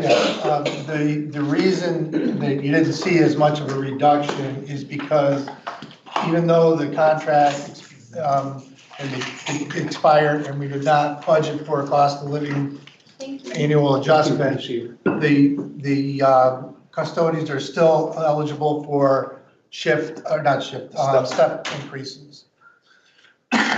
So we had 30 of the custodians that were eligible for shift differential, or I keep saying step increases, and so those are budgeted God bless you. because they will become in the next year.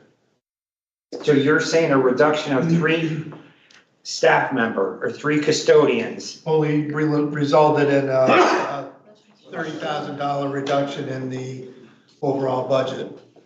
Because 30 of the employees would get a step increase. Why don't we have them reduce that, and we can still discuss it maybe at Tuesday. Let's put something together, John, and maybe a slide so we can really, because I know when you look, you say, we save 3, how can it only be 30 grand? It's difficult to understand that, so we'll articulate it. I'll assist John with doing one of his famous slides. Are we still having issues with the school? No. I don't know. And we have 60,000. 9 custodians are gone now. No, I meant, that's what I'm saying. Right. And year to date, the overtime is only 60 grand. Right. So it's not like we've got everybody over there doing overtime. The numbers don't lie. And I'm having a real hard time hiring back 7 or 6 of these custodians when these guys are doing it, and they're doing a phenomenal job. Granted, they're probably humping right now, and I'm okay to bring back a certain amount of them, but I ain't bringing back 6, 7, 8 of them. It's not happening. Agreed. So, and to see that 3 are cut from the budget and the budget went up 30 grand, I have a problem swallowing that. It went down 30 grand. Down 30 grand. Yeah, so that's the first one. The second one that, Mr. Mayor, we'll do that and get it out by the and we'll weekend, discuss it so you have it for Tuesday. your caucus. And the next one that I'd like to discuss is TIF. There's a chunk of money in there for TIF right now, which is $365,000. Nobody's drawn from TIF. And all the projects we're talking about doing for TIF are people who want the benefit of the money they put in. They're not asking for money out of it. They're saying what I put in, I want back. So there's, what, $1.5 million? 1.7 million. 1.7 million in the account. So I'd like to reduce TIF by $200,000. If we're not using it, and the bigger projects that are all in the works. You can't do that. No, that's, you did a master plan, that's by, You can't. you adopted the ordinance, you have to go back and amend it.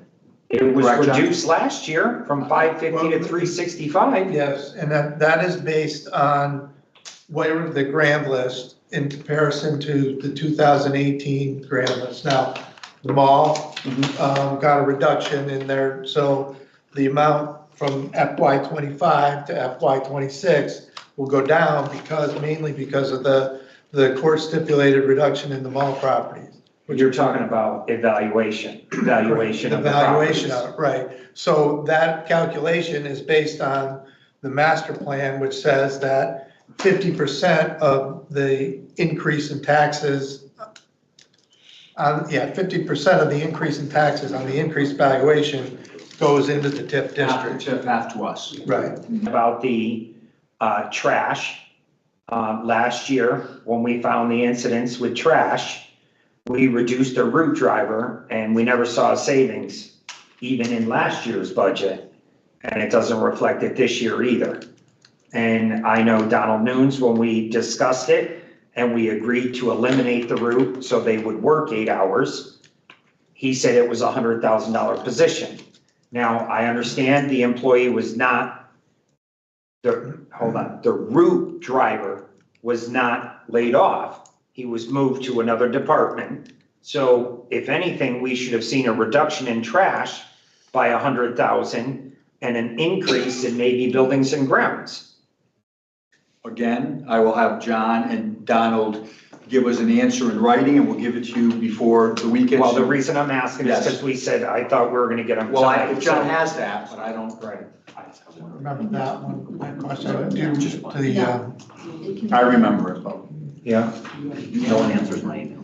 And my last one is the Cemetery Association.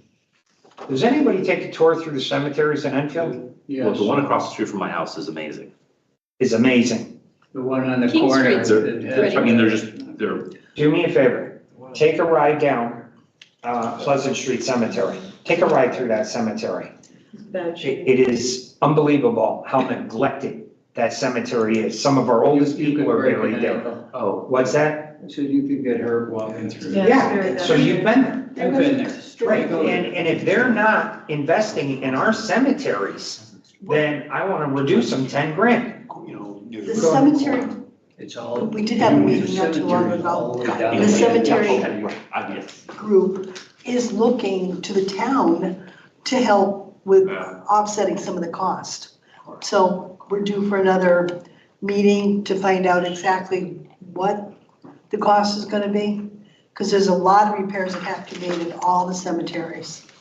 And town owns a good portion of the cemeteries. We looked at that and we can get the list. I thought the same, but a lot of we own and it's our responsibility. They may manage, but we can look at that. We did it. It had come up a little while ago. I'll try to find the memo on it and I was shocked. I thought it was just all private, but it isn't. There's a significant portion that we are responsible for. All right, so we'll get that. All right, so let's back up. Okay, new news. I was totally unaware. I know the town owns cemeteries. Who, what committee would discuss this? Because this needs to go to committee. Cemetery committee, Cemetery. It's not a dead cemetery committee. commission. It's alive. That's the thing. You sure there's not a bunch of deadbeats on it? No. They're actually very. If you see Dick Stevens, he will bend your ear about some of the lawns and the upgrade that's needed around the park. Well, something's got to get done because it's an embarrassment and, Well, you know. Liability, Right. yeah. So, It's liability. whatever we got to do, and if I can go, let me know when the next one is. I Yeah. think that's all we have, right? I have an answer on the refuse. Mhm. I could share this if you'd like. Good. Maybe if I can figure out which one to use.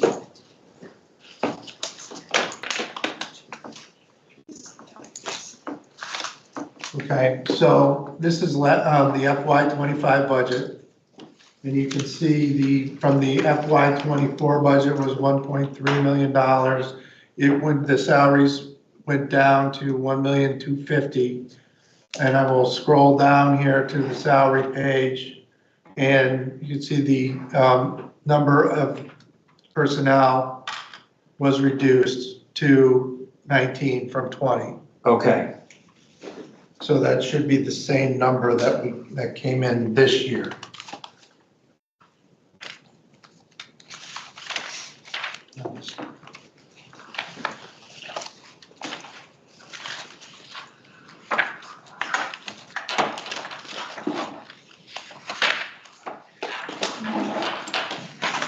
And it is still at 19.